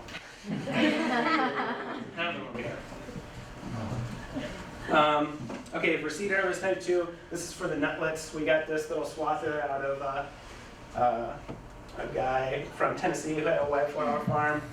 They were working with just a hedge trimmer and a big canvas bag on the end of it. And finally he got sick of lugging around this huge canvas bag full of plant material, so he made these out of garden carts. Has a hedge trimmer on the front as a header, and then the reel turns on a bicycle chain with the wheel, so it's really lightweight. You can move it around in our fields. And it retains all the seed that's going to shatter, and it also lets us take that plant material into our shop to allow it to continue to cure so we can get more seed off of it, and it has a wide window of seed as possible. So for any of those species, they come in, they go on these drying racks over canvas tarps. They get turned every now and again. We had to put them on the racks because there's just too much moisture in them if they just lay them on a tarp. And even turning them every day, we would still get mold issues. And then for a lot of the species that have those nutlets, just this really simple method of using soil sieves over and over does a great job of cleaning the seed out. If we're just doing seed to go back out into the field, that's pretty much where we stop. Because you can see a pile of seed, it's kind of faded in here, but that's totally clean enough for us to go back out in our fields. When we're putting it into packets, we want to make sure that it has a nice clean presentation as well as high viability as possible. So we rely on two main seed cleaners. The one is this little clipper. Technology really hasn't changed since the 1880s. That's basically a fanning mill with two screens. And then it has a fan in there that will blow out the other plant material. So the top screen is big enough for your seed to fall through, but any larger duff material gets sieved off to the side into a duff bucket on the side. Second sieve is small enough that your seed can't fall through, but any smaller material does, and it gets sieved off to the side. And then anything that's similar as your seed goes through the fan. And so you can adjust the speed of that to where it's blowing out anything that's lighter, or you can adjust it to where it's blowing out your seed into the compartment, and rocks and stuff will fall out. So running each of our species through this 6 or 7 times, we'll have it clean enough to go into our packaging. We'll also use this air column separator. This works really well for increasing the viability of our seed. It basically works by creating a vacuum in this column along the edge. The seed gets shaken into there, and you want to adjust it to where the seed you want is floating in there, and then turn it down a little bit so that weight falls into here, and then it grades out anything that's lighter into these other columns, or pulls it all the way into the vacuum. A lot of our seed's super small, so this only works to really clean out that final duff. Any larger seed, like some of the penstemons, it works really well in taking out empty husks and increasing the viability of our product. And then that other stuff, I mean, some of the stuff that gets graded out for us doesn't go into our packets, but we will include it in our increased beds rather than toss it. Yay, we're gonna get seed.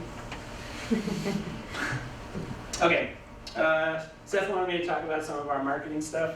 I should say when we started our farm, when we were going to start our farm, we went and talked to MCDC, and we also talked to the Northwest Agriculture people, and both were super helpful with developing our farm plan, which I think our farm plan is still pretty hilarious. But it did help us give us a document to take to GTA, and GTA did help us with some of our early marketing.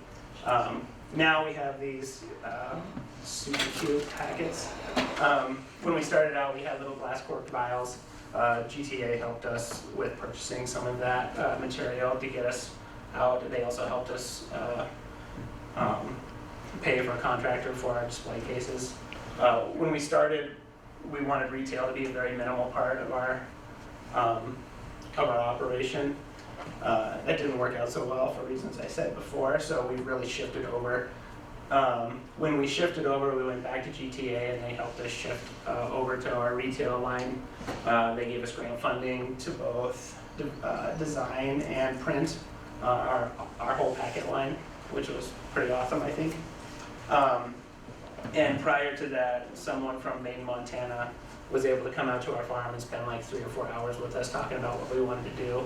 And she gave us suggestions on markets, on who who and where we should stay consistent, even if it felt like we weren't really gaining any ground in some of those trade shows, just how important it was to have a consistent presence in those markets.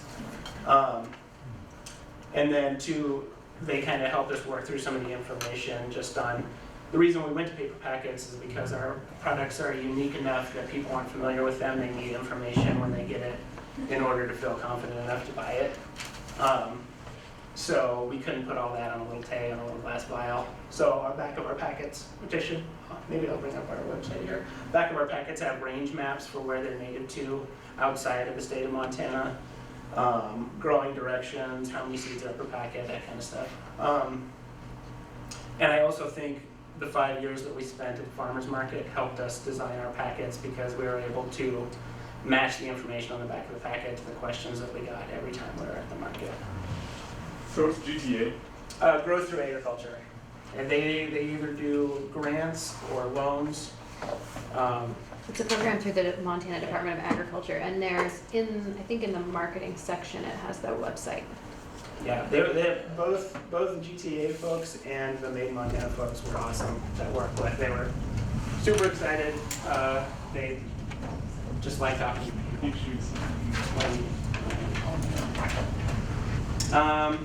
Okay, so we did the farmer's market. We sell off of our website. And we worked with a local artist to do a unique packet design for each one of our packets, which I think has helped us cross into a lot of different markets that we typically wouldn't be in. People buy our packets because they like Montana, they're visiting Montana, and they want a souvenir. The packet even becomes a souvenir, as well as the seed, growing the seed. People buy our stuff because their grandpa had a cabin on Seeley Lake, and there was one flower that they liked.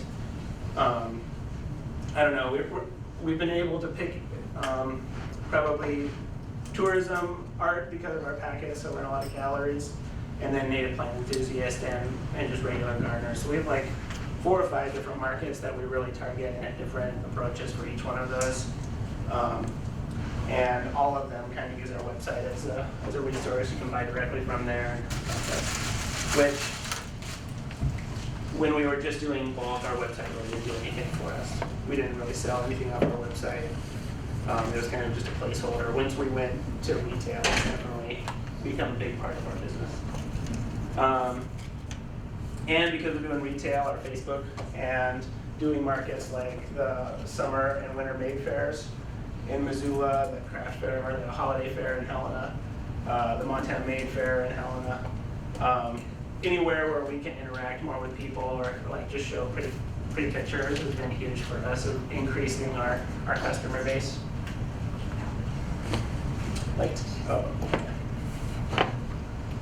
And like I said, the Grown in Montana people were Made in Montana people.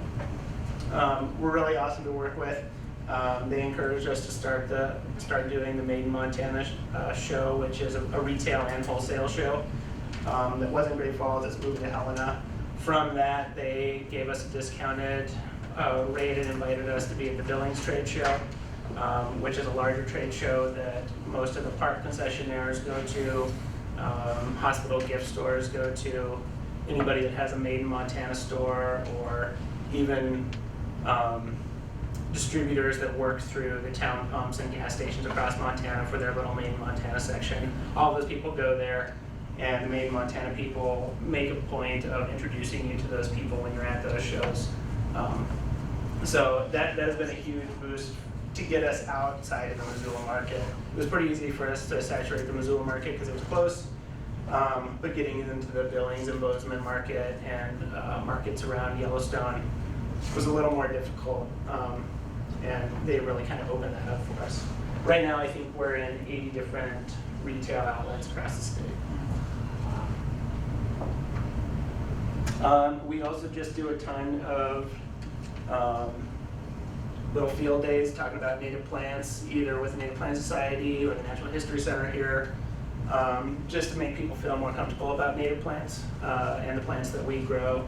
I think the most common question I get, or both Rebecca and I get, is you can really grow bitterroot. And it is super easy to grow, but people have kind of I don't know, just unfamiliar with it, and so they're a little hesitant to purchase something that they feel they won't have success with. So it's important for us to educate about native plants, just in general, as we're nerds, but it's also a good marketing strategy for us.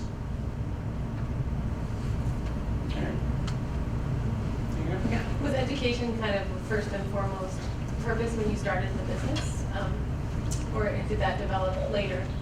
The education workshops? Native plants.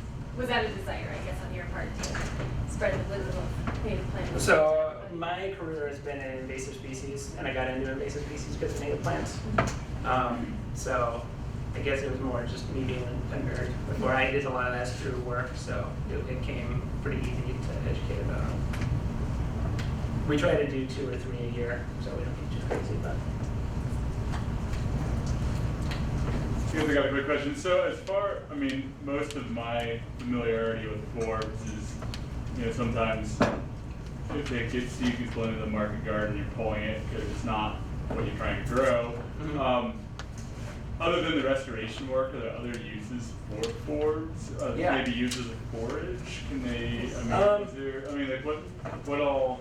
So depending on who we're talking to, if we're talking to a backyard gardener, we're going to talk about pollinators and water-wise species. So you're not using excess water and to keep your lawn green. Right. And increasing pollinator diversity and pollinator conservation. For larger farms, we have done, what's it called? We had a name for it. Like places for bees, if they have bees on their farm, we focus. Yeah, if they have an apiary, I can't remember, we call it bee forage or something like that. Species that we had noticed on our farm typically had way more honeybees than any other pollinator, that we would focus towards them. And some folks just like to increase pollinators around their farm, so fence rows and stuff, they would be seeding. But water conservation and pollinator conservation would be the biggest. And they're pretty.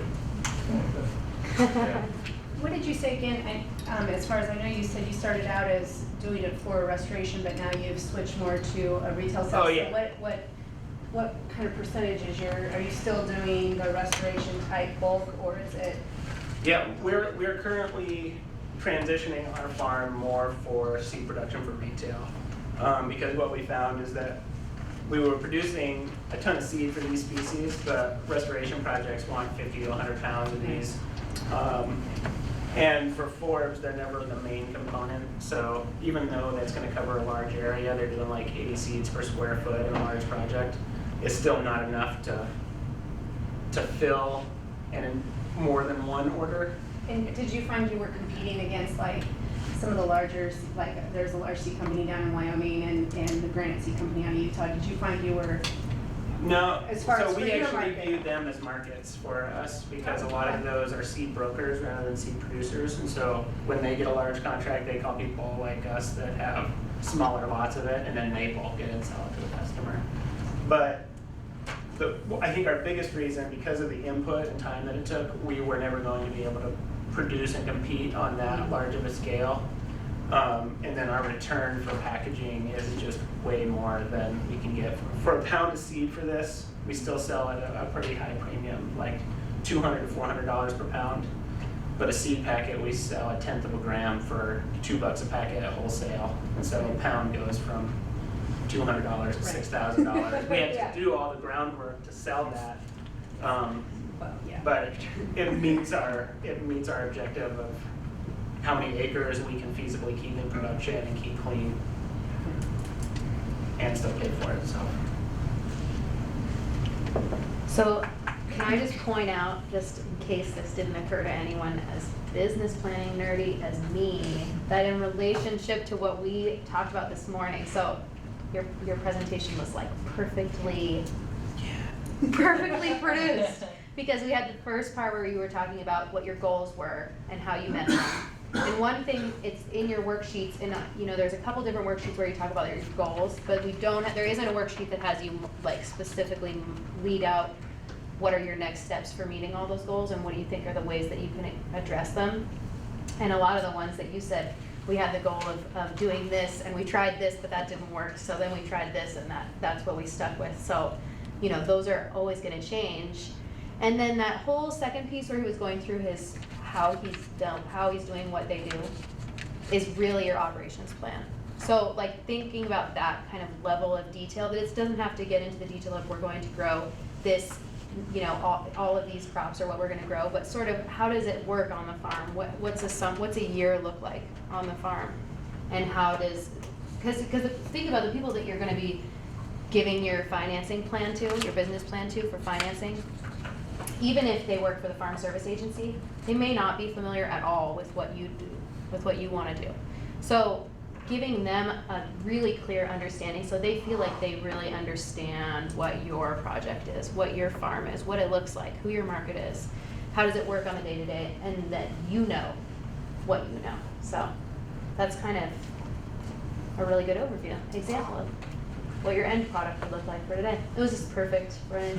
I'd like to touch on a couple other things. So some things that Amita brought up earlier is that the business plan is really a working document, and Bryce kind of exemplified that by they totally, you know, kind of reorganized their business from a wholesale to a retail market, because as they were going through the process, they identified it as, you know, fit their system better and fit the market better, and so they kind of redefined that. And then the whole, you know, identifying the workloads and planning it out through the whole year, finding those bottlenecks and that early season, you know, weeding, and looking at the skills that are required for that particular job. So that early season weeding, when we're just counting small little germinants of weeds and small little plant germinants, is hard to distinguish between the two. So it takes a skill to identify what is a weed and what is the actual crop. And so that is a time where they need to, you know, hire on, you know, help and actually train them, spend the resources to train them to do that weeding. Whereas later on, when the plants were mature, they could get volunteers in during these peak times of weeding where they weren't skilled, and they could pay them in beer and pizza and photographs of pretty flowers. And so identifying where those are, those points, can really help them identify where their needs are for work, what kind of skills are necessary. So that was great. Nice job. Any other questions? So a couple things I'm going to pass on you to tell us about what's happening next. Our Clarkia party is in middle of June, if you want to come pull weeds. Yeah, you can learn more about that and probably get some nice pretty pictures of flowers. So a couple things real quick, just some housekeeping things, and then if you have some more questions for Bryce, otherwise Annie can tell us about what's happening next week. But there was a question I think from Hunter, interested in sharing emails and contacts to get a little bit of a network between participants of the group. Is everybody comfortable with that? If so, we can circulate kind of an email list for the group, and we can have some networking abilities. If you're not, maybe just let us know, grab us afterwards, and we will. Otherwise, we'll share some information about the presentations from today, those links for the videos, some links to some other resources, link to native ideals and whatnot, so you can kind of keep up. Got any other questions for Bryce or about today's? Bryce, I was just wondering, over the 6 years that you guys have been in operation, how much has your time commitment to the business changed? I think going to retail definitely changed our time commitment, because winters were typically a break time for us, but that is where all that's when all the trade shows occur. That's when we're doing our like point of purchase development, all of our display development to make sure that we can meet like spring demand is where people typically would think of seeds. And then we've tried to increase the number of stores that carry our seeds in the fall going into winter, because they do all have cold, or they don't all have cold stratification needs, but we try to broaden our market through the winter, and that's where we focus all of our sales stuff. So that being said, it hasn't been that crazy. It hasn't been crazy enough to stress us out too much.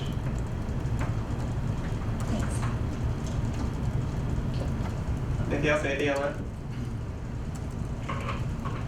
Okay, you want to tell us what's happening on, what is it, February 8th, our next session on financing? Yeah, so first thing, you all should have received an evaluation form at the beginning of the day. These workshops are funded by the Risk Management Agency, the USDA. And for us to ever get funding from them again, we have to give them evaluations. So if I don't get evaluations, I will hound all of you. And since I don't have names on them, I'll just have to hound everybody. So for all your friends' sakes.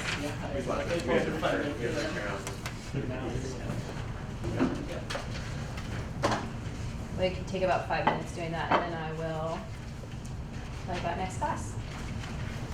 So the folks at home, did you send them one of these evaluations?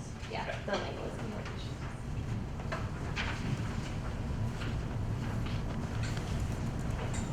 And any other feedback that's not on these would be appreciated as well. So there's kind of an open comment section.